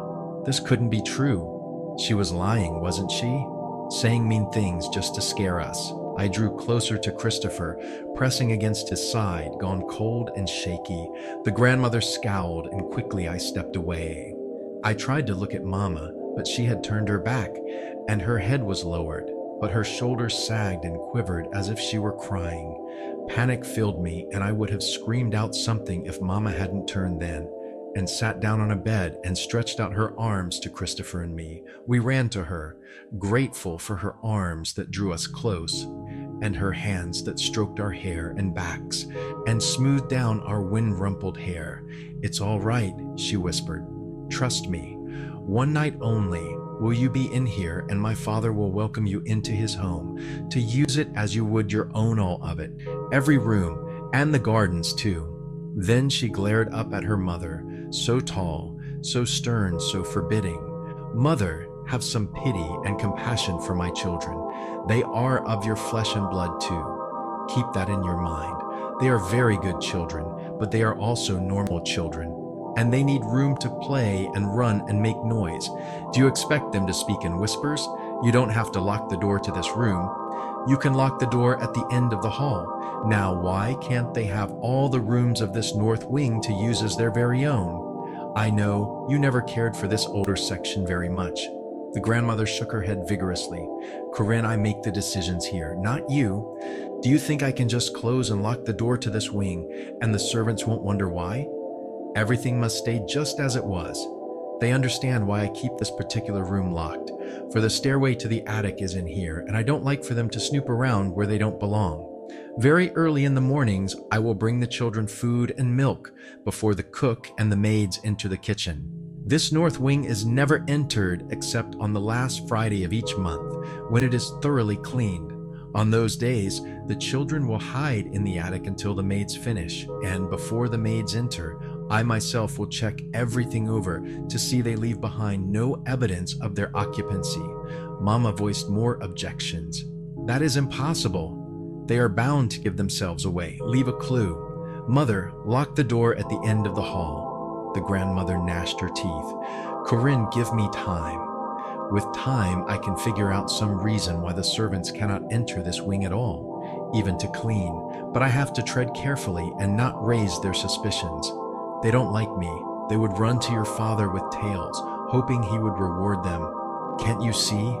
The closure of this wing cannot coincide with your return, Corinne. Our mother nodded, giving in. She and the grandmother plodded on and on, while Christopher and I grew sleepier and sleepier. It seemed an endless day. I wanted so much to crawl into the bed beside Carrie and nestle down so I could fall into sweet oblivion where problems didn't live. Eventually, just when I thought she never would, Mama took notice of how tired Christopher and I were, and we were allowed to undress in the bathroom and then to climb into bed. At long last, Mama came to me, looking tired and concerned, with dark shadows in her eyes, and she pressed her warm lips on my forehead. I saw tears glistening in the corners of her eyes, and her mascara pooled the tears into black streaks. Why was she crying again? Go to sleep, she said hoarsely. Don't worry. Pay no attention to what you just heard. As soon as my father forgives me and forgets what I did to displease him, he'll open up his arms and welcome his grandchildren, the only grandchildren he's likely to live long enough to see. Mama, I frowned, full of anguish. Why do you keep crying so much? With jerky movements, she brushed away her tears and tried to smile. Kathy, I'm afraid it may take more than just one day to win back my father's affection and approval. It may take 2 days or more. More? Maybe even a week, but not longer, possibly much less time. I just don't know exactly, but it won't be long. You can count on that. Her soft hand smoothed back my hair. Dear sweet Kathy, your father loved you so very much, and so do I. She drifted over to Christopher to kiss his forehead and stroke his hair, but what she whispered to him, I couldn't hear. At the door, she turned to say, have a good night's rest, and I'll see you tomorrow as soon as I can. You know my plans. I have to walk back to the train depot and catch another train to Charlottesville, where my 2 suitcases will be waiting, and tomorrow morning early, I'll taxi back here and I'll sneak up to visit with you when I can. The grandmother ruthlessly shoved our mother through the open doorway, but Mama twisted around to peer back at us over her shoulder, her bleak eyes silently pleading with us even before her voice sounded again. Please be good. Behave yourselves. Don't make any noise. Obey your grandmother and her rules, and never give her any reason to punish you. Please do this and make the twins obey, and keep them from crying and missing me too much. Make this seem a game, lots of fun. Do what you can to entertain them until I'm back with toys and games for you all to play. I'll be back tomorrow, and every second I'm gone, I'll be thinking of you and praying for you and loving you. We promised we'd be as good as gold and quiet as mice, and like angels, we'd obey and keep to whatever rules were laid down. We'd do the best we could for the twins, and I'd do anything, say anything, to take the anxiety from her eyes. Good night, Mama, said both Christopher and I as she stood falteringly in the hall with the grandmother's large, cruel hands on her shoulders. Don't worry about us. We'll all be fine. We know what to do for the twins and how to entertain ourselves. We're not little children anymore. All of this came from my brother. You'll see me early tomorrow morning, the grandmother said before she pushed Mama into the hall, then closed and locked the door. Scary to be locked in, children alone. What if a fire started? Fire. Always I was to think of fire and how to escape. If we were going to be here locked in, no one would hear us if we cried out for help. Who could hear us in this remote, forbidden room on the 2nd floor, where no one came but once a month on the last Friday? Thank God this was just a temporary arrangement, one night. And then, tomorrow, Mama would win over the dying grandfather, and we were alone, locked in. All the lights were turned off. Around us, below us, this huge house seemed a monster, holding us in its sharp-toothed mouth. If we moved, whispered, breathed heavily, we'd be swallowed and digested. It was sleep I wanted as I lay there, not the long, long silence that stretched interminably. For the first time in my life, I didn't fall into dreams the moment my head touched the pillow. Christopher broke the silence, and we began, in whispers, to discuss our situation. "It won't be so bad," he said softly, his eyes liquid and gleaming in the dimness. "That grandmother, she can't possibly be as mean as she seems." "You mean to tell me you didn't think she was a sweet old lady?" He sort of chuckled. "Yeah, you bet. Sweet as a boa constrictor. She's awful big. How tall do you think she is?" "Gosh, that's hard to guess. Maybe 6 feet and 200 pounds. 7 feet, 500 pounds. Kathy, one thing you've got to learn. Stop exaggerating. Stop making so much out of small things. Now, take a real look at our situation and realize this is only a room in a big house, nothing at all frightening. We have one night to spend here before Mama comes back. Christopher, did you hear what the grandmother said about a half-uncle? Did you understand what she meant?" "No, but I suppose Mama will explain everything. Now go to sleep and say a prayer. Isn't that about all we can do?" I got right out of the bed, fell down on my knees, and folded my hands beneath my chin. I closed my eyes tightly and prayed for God to help Mama be her most charming, disarming, and winning self. And God, please don't let the grandfather be as hateful and mean as his wife. Then, fatigued and drowning in many emotions, I hopped back into bed, hugged Carrie close against my chest, and fell, as I wanted, into dreams. The grandmother's house. The day dawned dim behind the heavy drawn draperies that we had been forbidden to open. Christopher sat up first, yawning, stretching, grinning over at me.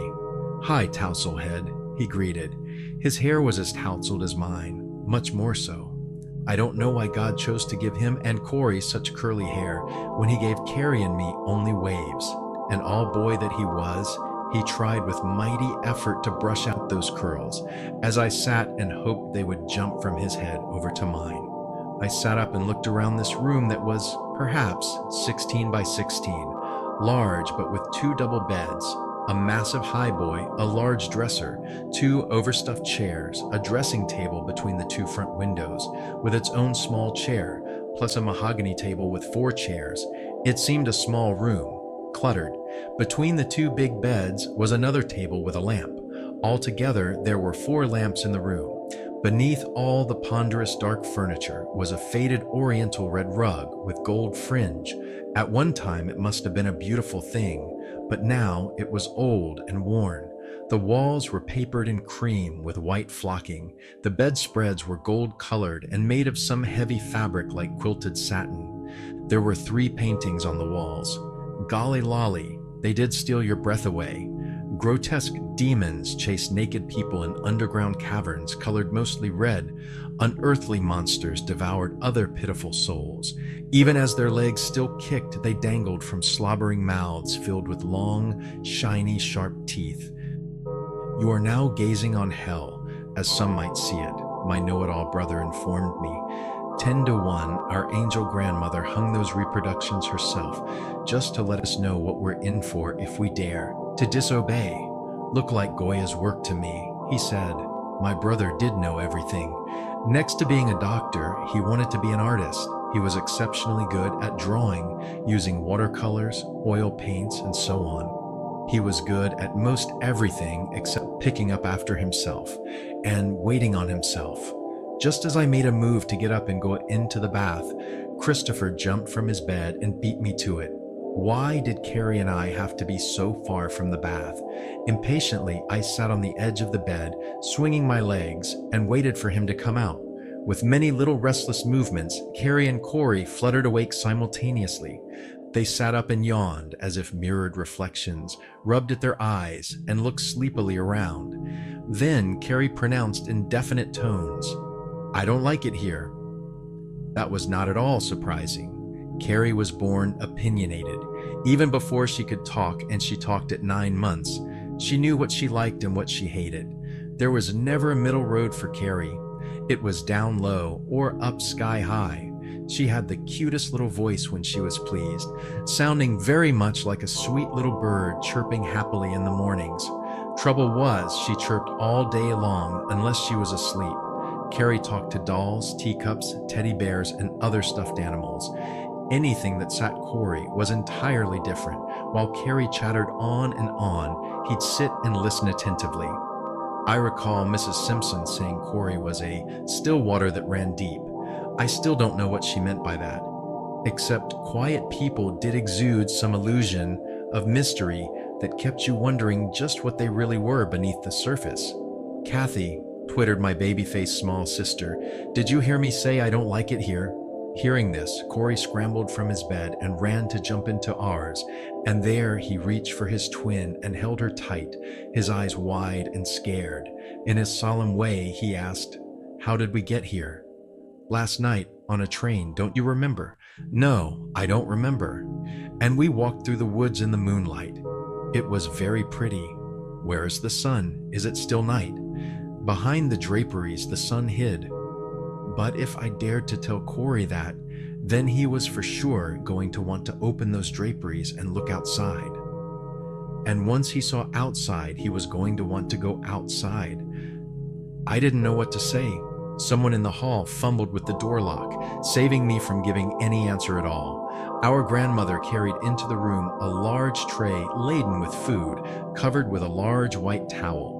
In a very brisk, businesslike way, she explained that she couldn't be running up and down the stairs all day carrying heavy trays, once a day only.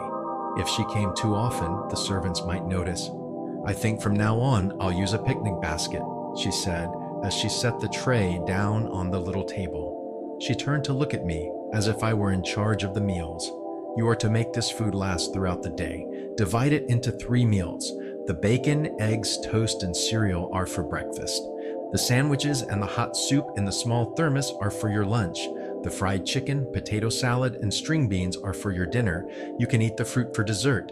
And if at the end of the day you are silent and good, I may bring you ice cream and cookies, or cake, no candy ever. We can't have you getting tooth cavities. There won't be any trips to a dentist until your grandfather dies." Christopher had come from the bathroom, fully dressed, and he too stood and stared at the grandmother, who could so easily talk of the death of her husband, showing no distress. It was as if she were speaking of some goldfish in China that would soon die in a fishbowl. "And clean your teeth after every meal," she went on, "and keep your hair brushed neatly, and your bodies clean and fully clothed. I do despise children with dirty faces and hands and runny noses." Even as she said this, Corey's nose was running. Surreptitiously, I used a tissue to wipe it for him. Poor Corey, he had hay fever most of the time, and she hated children with runny noses. "And be modest in the bathroom," she said, looking particularly hard at me and then Christopher, who was now lounging insolently against the door frame of the bath. "Girls and boys are never to use the bathroom together." I felt a hot blush stain my cheeks. What kind of kids did she think we were? Next, we heard something for the first time, which we were to hear over and over again like a needle stuck in a scratched record. "And remember, children, God sees everything. God will see what evil you do behind my back, and God will be the one to punish when I don't." From her dress pocket, she pulled a sheet of paper. "Now, on this paper, I have listed the rules you are to follow while you are in my home."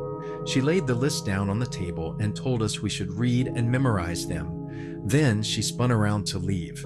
But no, she headed toward the closet that we hadn't yet investigated. "Children, beyond this door and in the far end of the closet is a small door concealing the steps to the attic. Up in the attic there is ample space for you to run and play and make a reasonable amount of noise, but you are never to go up there until after 10 o'clock. Before 10, the maids will be on the second floor doing their morning chores, and they could hear you running about. Therefore, always be conscious. You can be heard below if you are too noisy. After 10, the servants are forbidden to use the second floor. One of them has started stealing. Until that thief is caught red-handed, I'm always present when they straighten up the bedrooms. In this house, we make our own rules and execute the deserved punishment. As I said last night, on the last Friday of each month, You will go into the attic very early and sit quietly without talking or scuffling your feet. Do you understand me?" She stared at each of us in turn, impounding her words with mean, hard eyes. Christopher and I nodded. The twins only gazed at her in a strange kind of fascination, close to awe. Further explanations informed us that she would check our room and bath to see we left no hint of ourselves on that Friday. Everything said, she left. Once more she locked us in. Now we could breathe. Grimly, with determination, I set out to make a game of this. "Christopher Dahl, I appoint you the father." He laughed, then said with sarcasm, "What else?" "As the man and the head of this family, let it be known hitherto that I am to be waited on hand and foot, the same as a king. Wife as my inferior and my slave, set the table, dish out the food, make ready for your lord and master. Repeat again what you said, brother. From now on, I am not your brother, but your lord and master. You are to do my bidding, whatever I say. And if I don't do as you say, what will you do next, lord and master? I don't like the tone of your voice. Speak respectfully when you speak to me. La-di-da and ho-ho-ho. The day I speak respectfully to you, Christopher, will be the day you earn my respect, and that will be the day you stand 12 feet high, and the moon is at noon, and a blizzard blows in a unicorn ridden by a gallant knight wearing pure white shining armor, with a green dragon's head perched on the point of his lance." And so said, and so satisfied with his disgruntled expression, I caught hold of Carrie's small hand and led her haughtily into the bathroom where we could take our time to wash, dress, and brush, and ignore poor Corey, who kept calling out that he had to go. "Please, Kathy, let me come in. I won't look." Eventually, a bathroom grows boring, and we came out, and, believe it or not, Christopher had Corey fully dressed. And what was even more shocking, now Corey didn't need to use the bathroom. "Why?" I asked. "Now don't you dare tell me you got back into bed and did it there." Silently, Corey pointed to a large blue vase without flowers. Christopher lounged against the highboy, his arms folded across his chest, pleased with himself. That should teach you to ignore a male in need. We men are not like you sit-down females. Any little thing will do in an emergency. Before I would allow anyone to begin breakfast, I had to empty the blue vase and rinse it out well. Really, it wouldn't be such a bad idea to keep the vase near Corey's side of the bed, just in case. Near the windows, we sat down to the little table meant for card playing. The twins sat on doubled-over pillows so they could see what they were eating. All 4 lamps were turned on. Still, it was depressing, having to eat breakfast in what looked like twilight. "Cheer up, sober face," said my unpredictable older brother.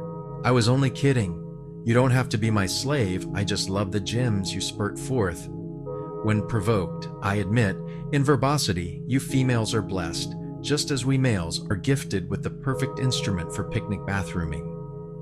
And to prove he wasn't going to be an overbearing brute, he helped me pour the milk, finding out, as I had, that hefting a gallon-sized thermos and pouring without spilling was no mean feat. Carrie gave those fried eggs and bacon just one glance, and she was wailing. "We don't like bacon and eggs. Cold cereal is what we like. We don't want no hot, lumpy, bumpy food that's greasy. Cold cereal is what we like," she shrieked. "Cold cereal with raisins."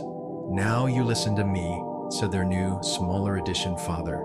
"You will eat what is put before you, and you will make no complaints, and you will not yell or cry or scream. Hear that? And it is not hot food, it is cold food. You can scrape off the grease, it is solid in any way." In a wink, Christopher gobbled down his cold, greasy food, plus his cold toast without butter. Those twins, for some odd reason I'll never understand, ate their breakfast without another word of complaint. I had the uneasy, queasy feeling our luck with the twins just couldn't hold out. They might be impressed now by a forceful older brother, but watch out later. The meal finished, I neatly stacked the dishes back on the tray, and only then did I remember we'd forgotten to say grace. Hastily, we gathered together at the table and sat down to bow our heads and clasp our palms together. "Lord, forgive us for eating without asking your permission. Please don't let the grandmother know. We vow to do it right next time. Amen. Finished, I handed Christopher the list of do's and don'ts that were carefully typed in capital letters, as if we were so stupid we couldn't understand longhand. And just so the twins, who'd been too sleepy last night to understand our situation, fully realized what they were in for, my brother began at the top of the list of rules not to be broken, or else. First, he pursed his mouth up in a good imitation of the grandmother's hateful lips, and you'd never believe such a finely shaped mouth as his could be made to look so grim, but somehow he managed to mimic her austerity. 1, he read in a cold, flat voice, "You are always to be fully dressed," and boy, did he make always sound impossible.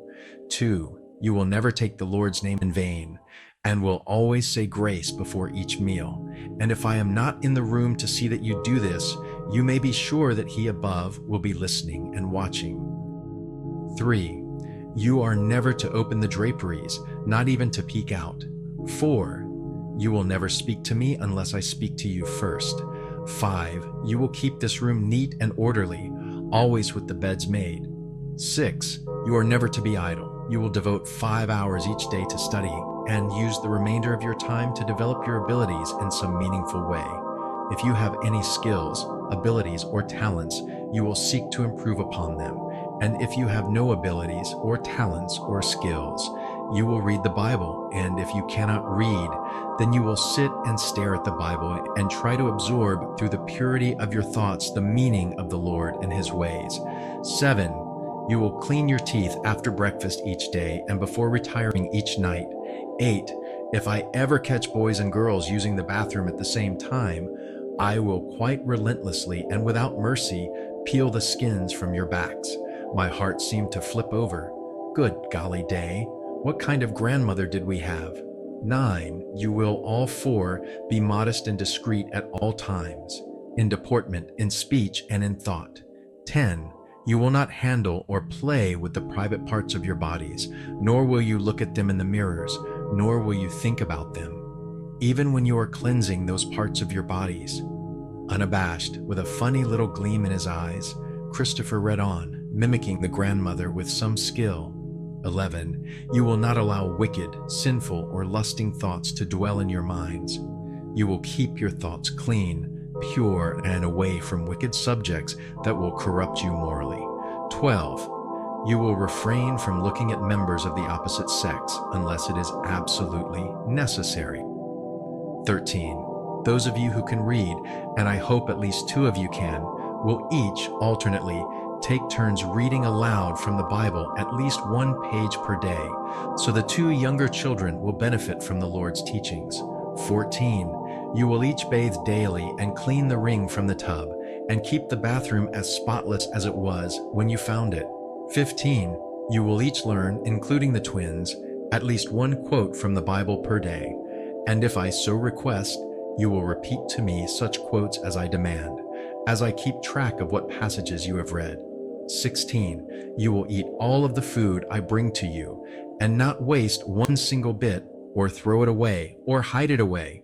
It is sinful to waste good food when so many in this world are starving. 17, you will not stride about in the bedroom wearing only your night clothes, even if you are only going from bed to bath or bath to bed. You will at all times wear a robe of some kind over your night clothes and over your undergarments if at some time you feel the need to suddenly leave the bathroom without fully dressing yourself so that another child may enter in an emergency. I demand that everyone who lives under this roof be modest and discreet in all things and in all ways. 18, you will stand at attention when I enter your room, with your arms straight down at your sides. You will not clench your hands into fists to show silent defiance, nor will you allow your eyes to meet with mine, nor will you seek to show signs of affection toward me, nor hope to gain my friendship, nor my pity, nor my love, nor my compassion. All of that is impossible. Neither your grandfather nor myself can allow ourselves to feel anything for what is not wholesome. Oh, those were words to really sting. Even Christopher paused, and a flicker of despair fleeted over his face, quickly put away by a grin as his eyes met with mine. He reached out and tickled Carrie to make her giggle. And then he tweaked Corey's nose, so he too giggled. "Christopher," I cried, alarm in my voice. From the way she puts it, our mother can never hope to win over her father again. Much less will he want his eyes to rest upon us. Why? What have we done? We weren't here the day our mother fell from grace by doing something so terrible her father disinherited her. We weren't even born then. Why do they hate us? "Keep your cool," said Chris, his eyes scanning down the long list. "Don't take any of this seriously. She's a nut, a loony bird. Nobody as smart as our grandfather can have the idiot ideas his wife does, or else, how could he make millions of dollars? Maybe he didn't make the money, but inherited it. Yes, Mama told us he inherited some, but he has increased that 100 times over, so he must have a little brains in his head. But he somehow picked the queen bee nut from the balmy tree for his wife." He grinned and then went on with the rule reading. 19. "When I come into this room to bring you food and milk, you will not look at me, or speak to me, or think of me with disrespect, or of your grandfather with disrespect. For God is above and is able to read your minds. My husband is a very determined man, and seldom has anyone bested him in any way. He has an army of doctors and nurses and technicians to tend to his every need, and machines to function for his organs in case they fail. So don't think something as weakly motivated as his heart can fail a man made of steel." Wow, a man of steel to make the opposite bookend to his wife. His eyes must be gray too. Flint, hard, steel gray eyes. For, as our very own mother and father had proved, likes do attract. 20, read Christopher. "You will not jump, yell, shout, or speak in loud voices so the servants below can hear you. And you will wear sneakers and never hard-soled shoes. 21.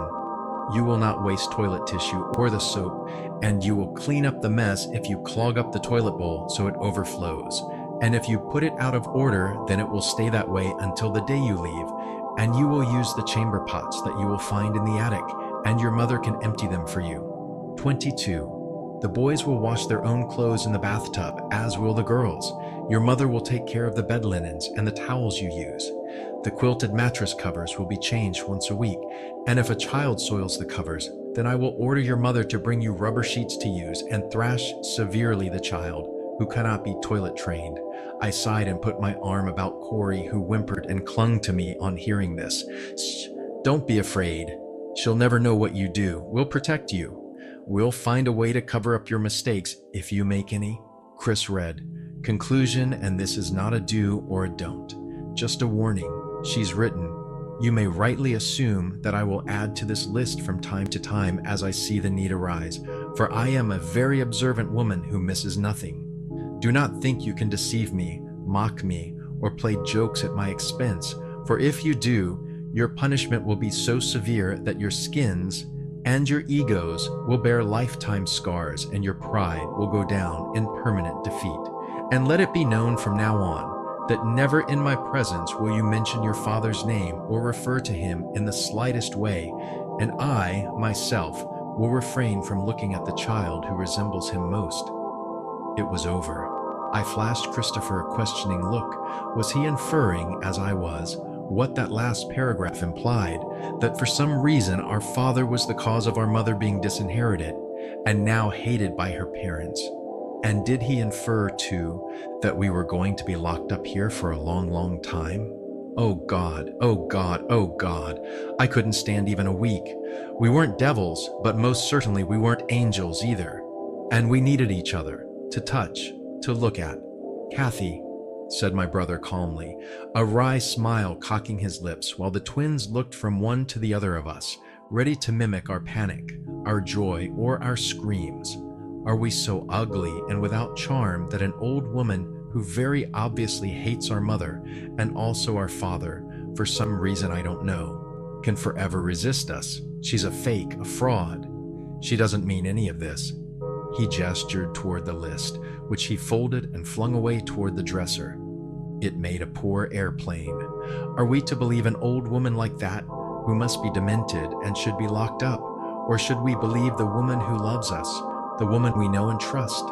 Our mother will take care of us. She knows what she's doing, on that you can depend. Yes, of course, he was right. Mama was the one to believe in and trust, not that stern old crazy woman with her idiot ideas and her gunshot eyes and her crooked knife-slashed mouth. In no time at all, the grandfather downstairs would succumb to our mother's beauty and charm, and down the stairs we'd trip dressed in our best, wearing happy smiles. And he'd see us and know we weren't ugly or stupid, but normal enough to like a little, if not a lot. And perhaps, who knows, maybe someday he might even find a little love to give to his grandchildren. The attic. The morning hour of 10 came and went. What remained of our daily ration of food we stored in the coolest spot we could find in the room, under the highboy. The servants who made the beds and tidied up in the upstairs rooms of other wings must surely have departed for lower sections, and they would not see this floor again for another 24 hours. We were, of course, already tired of that room and very eager to explore the outer confines of our limited domain. Christopher and I each caught hold of a twin's hand, and we headed silently toward the closet that held our 2 suitcases with all the clothes still inside. We'd wait to unpack. When we had more roomy, pleasant quarters, the servants could unpack for us, as they did in movies, and we could take off outdoors. Indeed, we wouldn't be in this room when the servants came in on the last Friday of the month to clean. We'd be set free by then, with my older brother in the lead, holding onto the small hand of my younger brother so he wouldn't trip or fall, and with me close at Corey's heels as Carrie clung to my hand. We headed up the dark, narrow, steep steps. The walls of that passageway were so narrow your shoulders almost brushed them. And there it was. Attics we'd seen before, who hasn't? But never such an attic as this one. We stood as if rooted and gazed around with incredulity.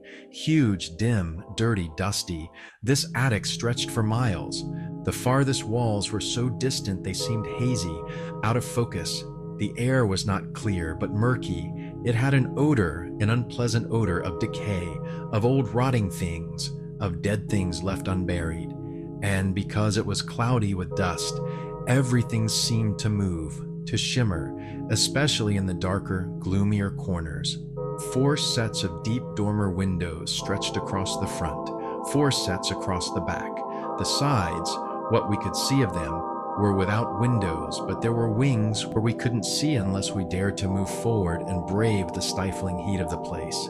Step by step, we moved as one away from the stairwell. The floor was of wide wooden planks, soft and rotting. As we inched along cautiously, feeling fearful, small creatures on the floor went scuttling off in all directions.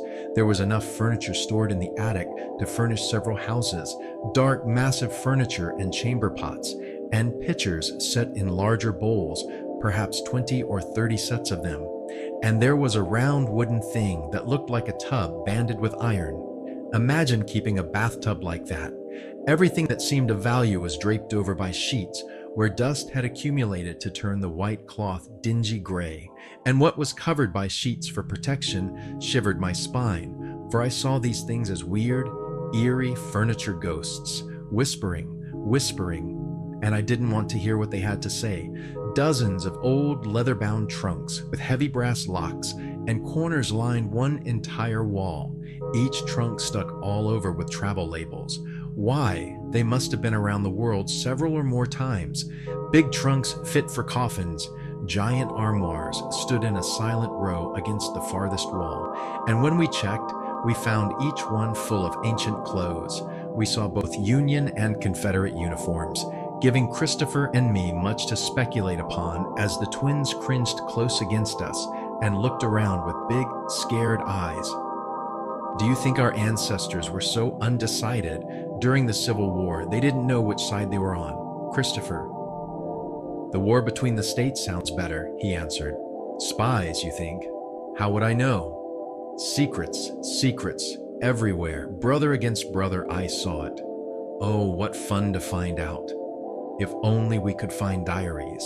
Look here, said Christopher, pulling out a man's suit of pale cream-colored wool with brown velvet lapels and piped smartly with darker brown satin. He waved the suit. Disgusting winged creatures took off in all directions, despite the stench of mothballs. I yelped, as did Carrie. "Don't be such babies," he said, not in the least disturbed by those things. "What you saw were moths, harmless moths. It's the larvae that do the chewing and make the holes." I didn't care. Bugs were bugs, infants or adults. I don't know why that darn suit interested him so much anyway. Why did we have to examine the fly to see if men in those days used buttons or zippers? "Gosh," he said, finally disturbed. "What a pain to unfasten buttons every time." That was his opinion. In my opinion, olden day people really knew how to dress.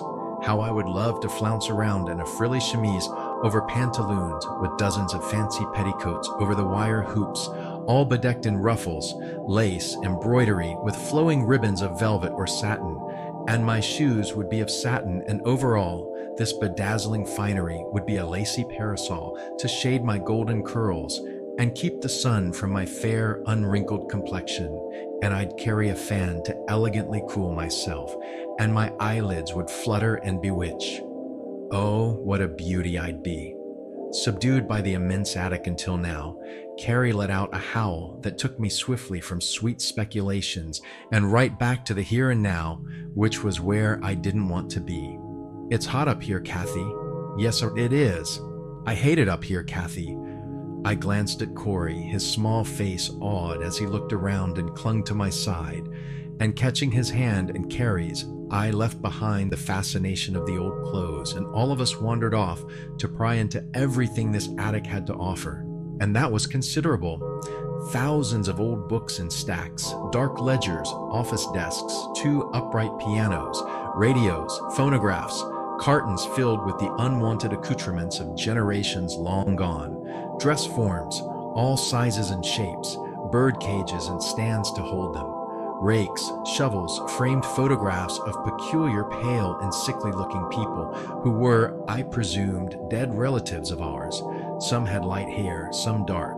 All had eyes, sharp, cruel, hard, bitter, sad, wistful, yearning, hopeless, empty, but never, I swear, never did I see any happy eyes. Some smiled, most didn't.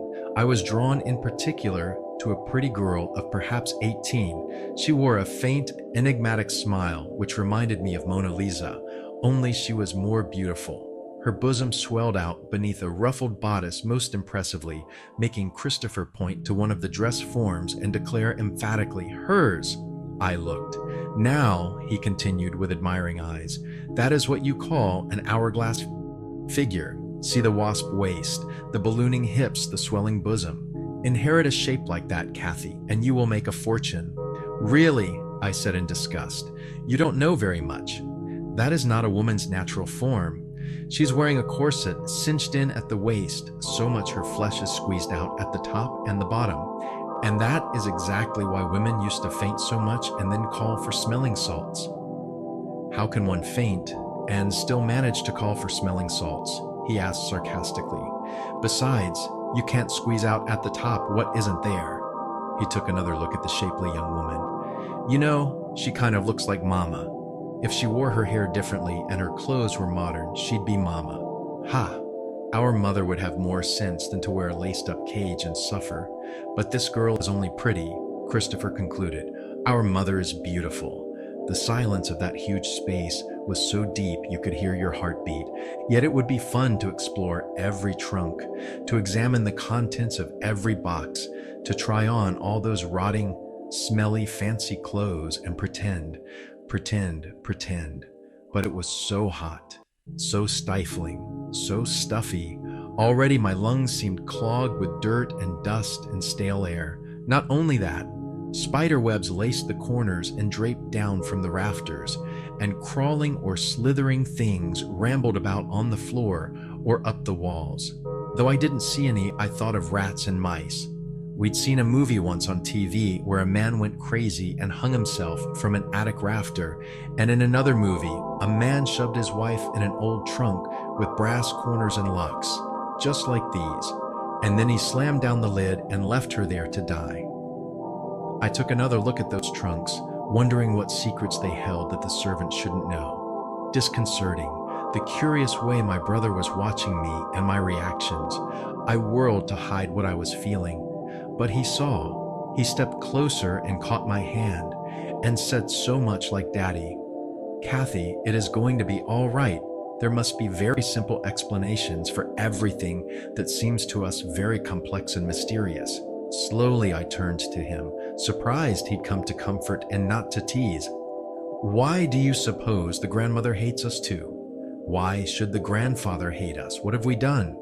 He shrugged, as baffled as I was, and with his hand still holding mine, we both pivoted to look the attic over again. Even our untrained eyes could tell where new sections had been added to the older house. Thick, square, upright beams divided the attic into distinct sections. I thought, if we wandered here and wandered there, we would come upon a place for comfortable, fresh breathing. The twins began to cough and sneeze.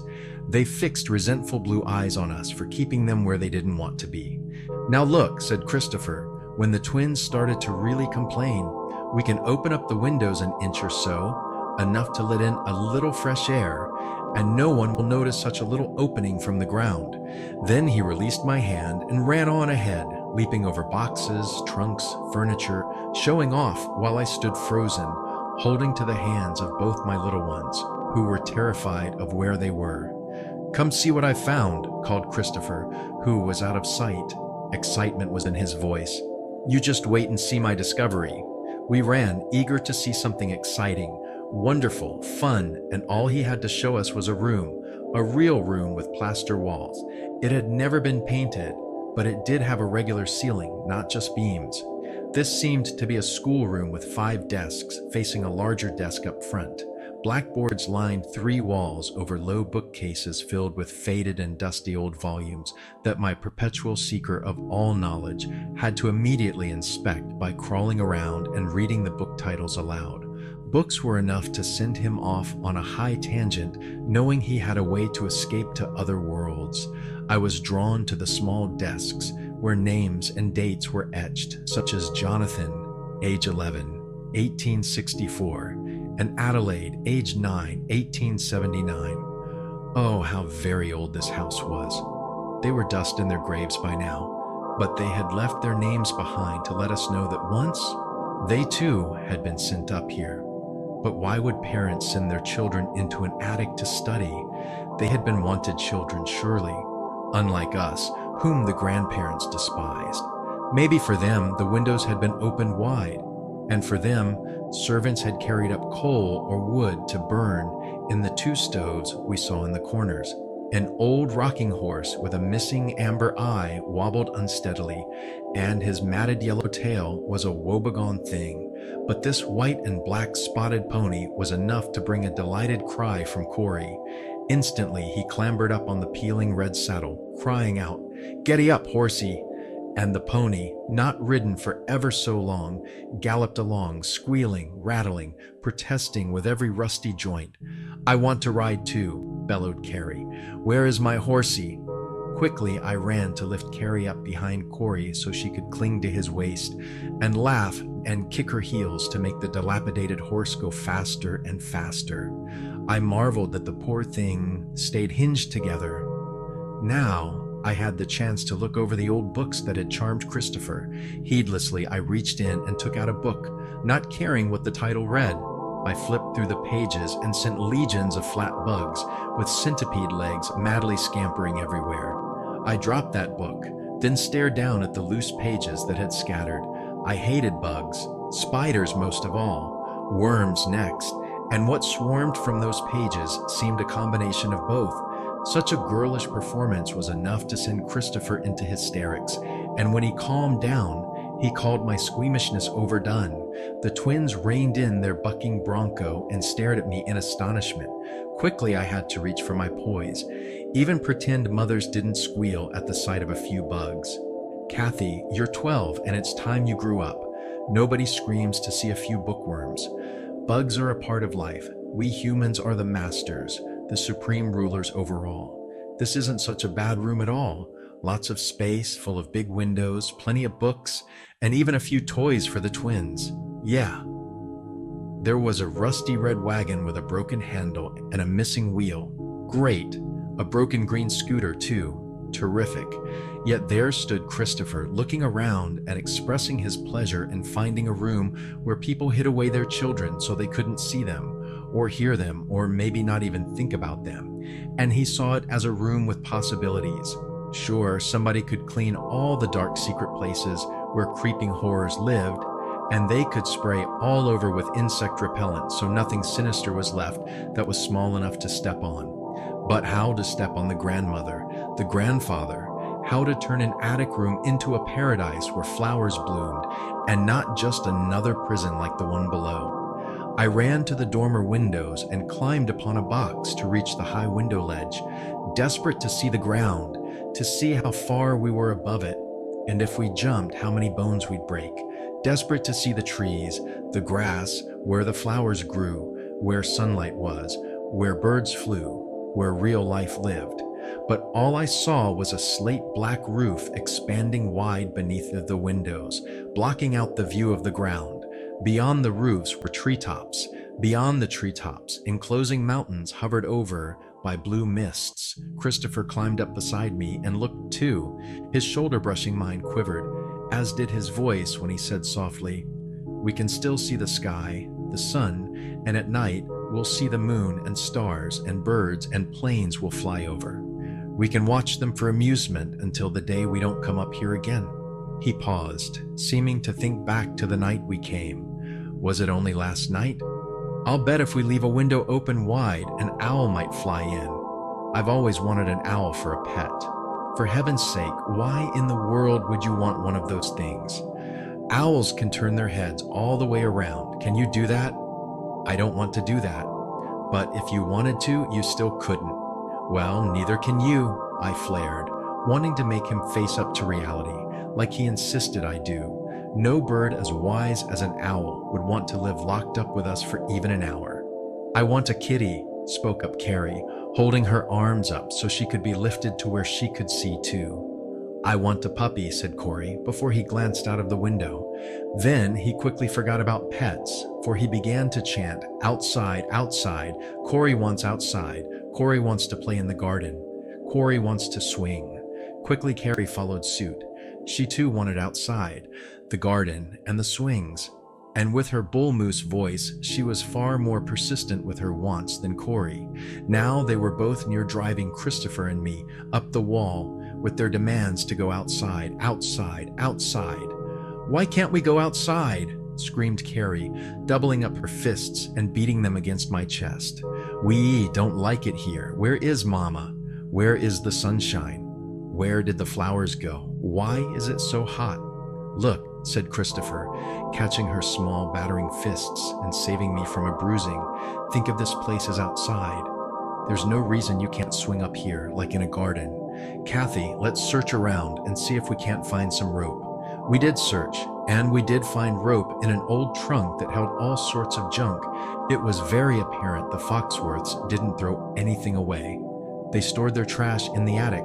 Maybe they were afraid of one day being poor and suddenly needing what was put away so miserly. With great diligence, my older brother worked to make swings for both Corey and Carrie, for when you have twins, you must never ever give them only one of a kind, of anything. For seats, he used boards ripped from a lid of a trunk. He found sandpaper and smoothed away the splinters. While he did this, I hunted around until I found an old ladder with a few missing rungs that didn't hinder Christopher in the least from quickly reaching the rafters high above. I watched him climbing nimbly around up there, crawling out on a wide beam, and every move he made endangered his life. He stood up to show off his balancing skill. He swayed suddenly off balance. Quickly he adjusted himself by putting out his arms, but my heart had jumped up, terrified to see him taking such chances, risking his life just to show off. There was no adult to call him down. If I tried to order him down, he'd laugh and do even more foolish things. So I kept my mouth shut and closed my eyes, and I tried to shut out the visions I had of him falling, splattering down, breaking his arms, legs, or even worse, his back or neck. And he didn't have to put on any act. I knew he was brave. He had the knots securely tied, so why couldn't he come down and give my heart a chance to beat normally again? It had taken Christopher hours to make those swings, and then he risked his life to hang them. And when he was down and the twins were seated on the swings, fanning back and forth and stirring up the dusty air, they were satisfied for perhaps 3 minutes. Then it began. Carrie started off. "Take us out of here. Don't like these swings. Don't like in here. This is a ba-ad place." No sooner did her wails cease than Corey's began. "Outside, outside. We want outside. Take us outside, outside." And Carrie added her chants to his. Patience. I had to have patience, deep self-control, act adult, not scream, just because I wanted outside just as much as they did. "Now stop that racket," snapped Christopher to the twins. "We're playing a game, and all games have rules. The main rule of this game is to stay inside and be as quiet as possible. Screaming and yelling is forbidden." His tone turned softer as he gazed down at their tear-streaked, grimy faces. "Pretend this is the garden under a bright blue sky, and tree leaves are overhead, and the sun is shining bright. And when we go downstairs, that room will be our home with many rooms." He gave us all a whimsical, disarming smile. "When we're rich as Rockefellers, we'll never need to see this attic again, or that bedroom below. We'll live like princesses and princes." "Do you think the Foxworths have as much money as the Rockefellers?" I asked disbelievingly. "Golly day, wow, we'd be able to have everything." Yet I was terribly troubled. That grandmother. Something about her, the way she treated us, as if we didn't have a right to be alive. Such horrible words she'd said. "You are here, but you don't really exist." We rambled about the attic, half-heartedly exploring this and that, until someone's stomach rumbled. I glanced at my wristwatch. 2. My older brother stared at me as I glanced at the twins. It must have been one of their stomachs, for they ate so little, but nevertheless, their digestive systems were automatically set on 7 for breakfast, 12 for lunch, and 5 for dinner, and 7 for bedtime, and a snack before. "Lunchtime," I announced cheerfully. Down the stairs we tripped single file, back into that hateful dim room. If only we could open the draperies wide to let in some light and cheer. If only my thoughts could have been spoken aloud, for Christopher was perceptive enough to say that even if the draperies were opened wide, this room faced north and the sunlight would never enter. And just look at the chimney sweeps in the mirrors, just like those from Mary Poppins, a spoken comparison to put smiles on the dirty faces of the twins. They dearly loved being compared with those charming people who lived in their kind of picture books. Since we'd been taught from our earliest years never to sit down to eat when we were less than spotlessly clean, and since God had his keenest eye riveted on us, we would obey all the rules and please him. Now, it didn't really offend God's eyes if we put Corey and Carrie in the same bathtub when they'd come from the same womb, did it? Christopher took over Corey as I shampooed Carrie, then bathed her, dressed her, and brushed her silky hair until it shone. And then I curled her hair around my fingers till it spiraled down in pretty coils. Next, I tied on a green satin ribbon, and it wouldn't really hurt anyone if Christopher talked to me while I bathed. We weren't adults yet. It wasn't the same thing as using the bathroom together. Mama and Daddy had seen nothing wrong about bare skin, but as I washed my face, the memory of the grandmother's stern, uncompromising expression flashed before my eyes. She would think it was wrong. "We can't do this again," I said to Christopher. "That grandmother, she might catch us and then she would think it evil." He nodded as if it didn't really matter. He must have seen something on my face that made him move forward to the tub so he could put his arms about me. How did he know I needed a shoulder to cry on? Which was exactly what I did. "Kathy," he soothed while my head was tucked down on his shoulder and my sobs came, "keep thinking about the future and all that will be ours when we're rich. I've always wanted to be filthy rich so I can be a playboy for a while. Only a little while. For Daddy said everybody should contribute something useful and meaningful to mankind, and I'd like to do that. But until I'm in college and med school, I could sneak in a little fooling around until I settle down seriously. Oh, I see you mean. Do everything a poor guy can't afford to do. Well, if that's what you want, go to it. But what I want is a horse. All my life I've wanted a pony, and we've never lived in a place that would allow a pony, and now I'm too big for a pony, so it will have to be a horse. And of course, all the while I'll be working my way to fame and fortune as the world's leading prima ballerina. And you know how dancers have to eat and eat, or else they'd be just skin and bones. So I'm going to eat a whole gallon of ice cream each day. And one day I'm going to eat nothing but cheese. Every kind of cheese there is, put on cheese crackers. Then I want lots and lots of new clothes, a different outfit for each day of the year. I'll give them away after one wearing, then sit down to eat cheese on crackers and top it off with ice cream. And I'll work off the fat by dancing. He was stroking my wet back, and when I turned to see his profile, he looked dreamy, wistful. You see, Kathy, it's not going to be so bad. This short time while we're shut up here, we won't have time to feel depressed, for we'll be too busy thinking of ways to spend all of our money. Let's ask Mama to bring us a chess game. I've always wanted to learn to play chess, and we can read. Reading is almost as good as doing. Mama won't let us get bored. She'll bring us new games and things to do. This week will pass in a flash. He smiled at me brilliantly. And please stop calling me Christopher. I can't be confused with Daddy anymore, so from now on, I am only Chris, okay? Okay, Chris, I said. But the grandmother, what do you think she'd do if she caught us in the bathroom together?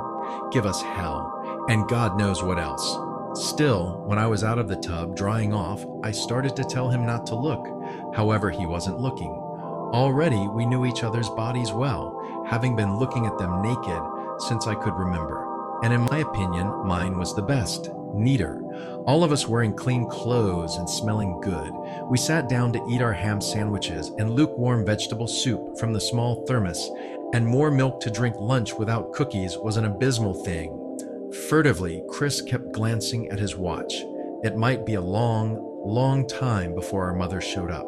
The twins prowled around restlessly after lunch was over.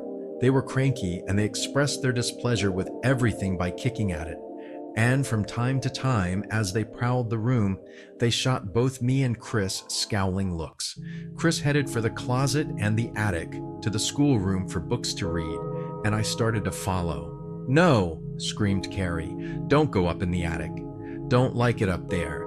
Don't like it down here. Don't like nothing. Don't want you being my mama, Kathy. Where is my real mama? Where'd she go? You tell her to come back and let us go out to the sandbox." She took off for the door to the hall and turned the knob, then screamed like an animal in tenor when the door wouldn't open. Wildly, she beat her small fists against the hard oak, and all the while she screamed for Mama to come and take her out of this dark room. I ran to catch her up in my arms while she kicked and kept right on yelling. It was like holding a wildcat. Chris seized Corey, who ran to protect his twin. All we could do was put them down on one of the big beds, haul out their storybooks, and suggest naps. Teary and resentful, both twins glared up at us. "Is it night already?" whimpered Carrie, gone hoarse from so many fruitless screams for freedom and a mother who wouldn't come. "I want my mama so bad. Why don't she come?" "Peter Rabbit," I said, picking up Corey's favorite storybook with colorful illustrations on every page. And this alone made Peter Rabbit a very good book. Bad books had no pictures. Carrie had a fondness for the Three Little Pigs. But Chris would have to read like Daddy used to, and huff and puff, and make his voice deep like the wolf's. And I wasn't sure he would. Please let Chris go up in the attic and find himself a book to read, and while he does that, I'll read to you from Peter Rabbit. And let's see if Peter will steal into the farmer's garden tonight and eat his fill of carrots and cabbages. And if you fall asleep while I'm still reading, the story will end in your dreams. Maybe 5 minutes passed before both the twins were asleep. Corey clutched his storybook against his small chest to make the transportation of Peter Rabbit into his dreams as easy as possible. A soft, warm feeling swept over me, making my heart ache for little ones who really needed a grown-up mother, not one only 12. I didn't feel much different than I had at 10.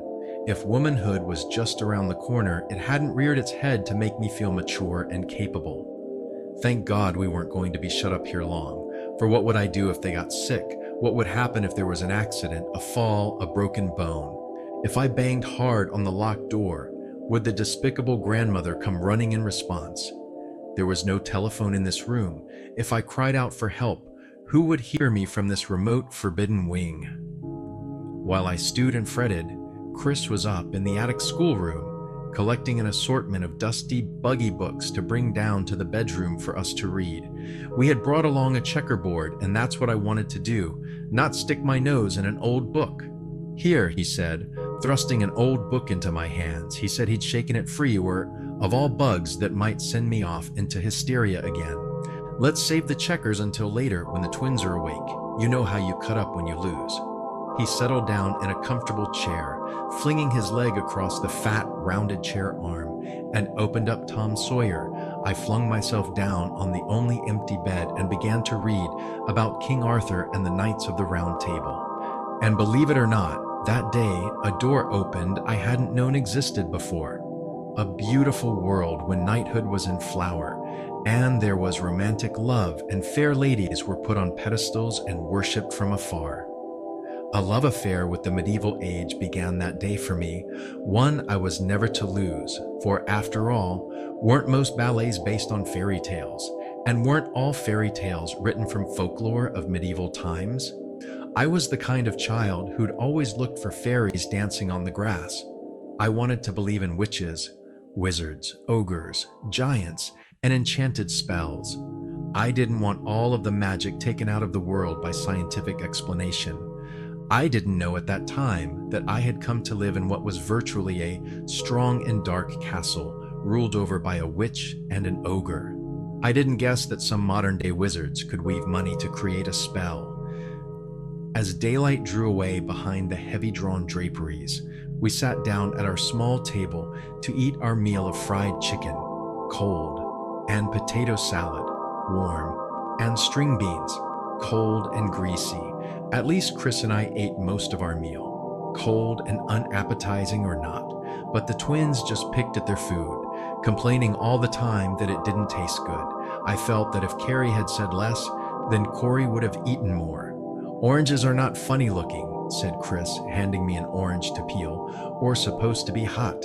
Actually, oranges are liquid sunshine. Boy, he did say the right thing that time. Now the twins had something they could eat with pleasure, liquid sunshine. Now it was night, and really not much different than the day had been. We turned on all 4 lamps and one tiny little rose night lamp our mother had brought along to comfort the twins who didn't like the dark.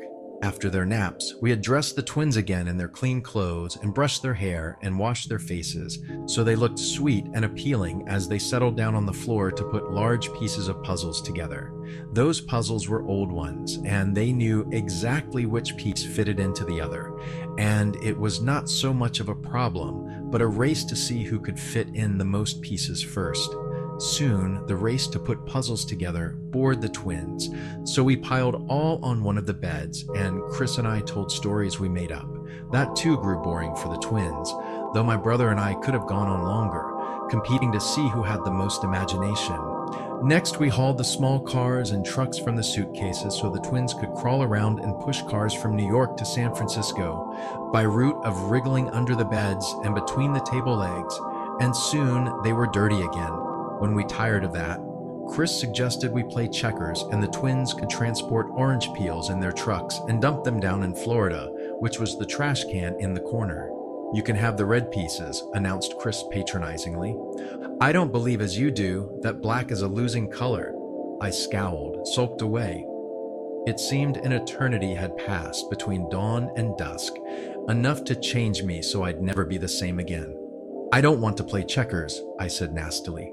So I fell on a bed and gave up the struggle to keep my thoughts from roaming up and down endless alleys of dark, suspicious fear and tormenting, nagging doubts, wondering always if Mama had told us all of the truth. And while we all 4 waited and waited and waited for Mama to show up, there wasn't a calamity my thoughts didn't touch upon. Mostly fire, Ghosts, monsters, and other specters lived in the attic, but in this locked room, fire was the uppermost threat, and time passed so slowly. Chris in his chair, with his book, kept sneaking glances at his watch. The twins crawled to Florida, dumped their orange peels, and now they didn't know where to go. There were no oceans to cross, for they had no boats. Why hadn't we brought a boat? I whipped a glance at the paintings depicting hell and all its torments, and marveled at how clever and cruel the grandmother was. Why did she have to think of everything? It just wasn't fair for God to keep an ever-watchful eye on 4 children, when outside in the world so many others were doing worse. In God's place, from his all-seeing perspective, I wouldn't waste my time looking at 4 fatherless children locked up in a bedroom. I'd be staring at something far more entertaining. Besides, Daddy was up there. He'd make God take good care of us and overlook a few mistakes. Disregarding my sulky ways and objections, Chris put down his book and carried over the gaming box, which held equipment enough to play 40 different games. "What's the matter with you?" he asked, as he began to place the red and black rounds on the board. "Why are you sitting so quiet, so scared looking? Afraid I'll win again?" Games? I wasn't thinking of games. I told him my thoughts of fire and my idea of ripping up sheets and knotting them together to form a ladder to reach the ground, just like they did in many an old movie. Then, if a fire started, maybe tonight, we'd have a way to reach the ground after we broke a window, and each of us could tie a twin to our back. I'd never seen his blue eyes show so much respect as they lit up with admiration. "Wow, what a fantastic idea, Kathy. Terrific. Exactly what we'll do if a fire starts, which it won't. And boy, it sure is good to know you're not going to be a crybaby after all. When you think ahead and plan for unexpected contingencies, it shows you're growing up. And I like that. Golly day. In 12 years of hard striving, I had at last won his respect and approval, and reached a goal I thought impossible. It was sweet knowing we could get along when shut up so close. Our exchanged smiles promised that together we were going to manage to survive until the end of the week. Our newfound camaraderie constructed some security, a bit of happiness to grab hold of, like hands clasping. Then what we'd found was shattered. Into our room came our mother, walking so funny, wearing the strangest expression. We'd waited so long for her return, and somehow it didn't give us the anticipated joy to be with her again. Maybe it was only the grandmother who followed so close at her heels with her flint-hard, mean gray eyes that quickly quelled our enthusiasm. My hand rose to my mouth. Something dreadful had happened. I knew it. I just knew it. Chris and I were sitting on a bed, playing a checker game, and from time to time, looking at each other while we rumpled the bedspread. 1 rule broken, no. 2, looking was forbidden, as well as rumpling, and the twins had puzzle pieces here and there, and their cars and marbles were scattered about, so the room wasn't exactly tidy. 3 rules broken, and boys and girls had been in the bathroom together, and maybe we'd even broken another rule, for we were always to feel, no matter what, the wrath of God. Mama came into our room this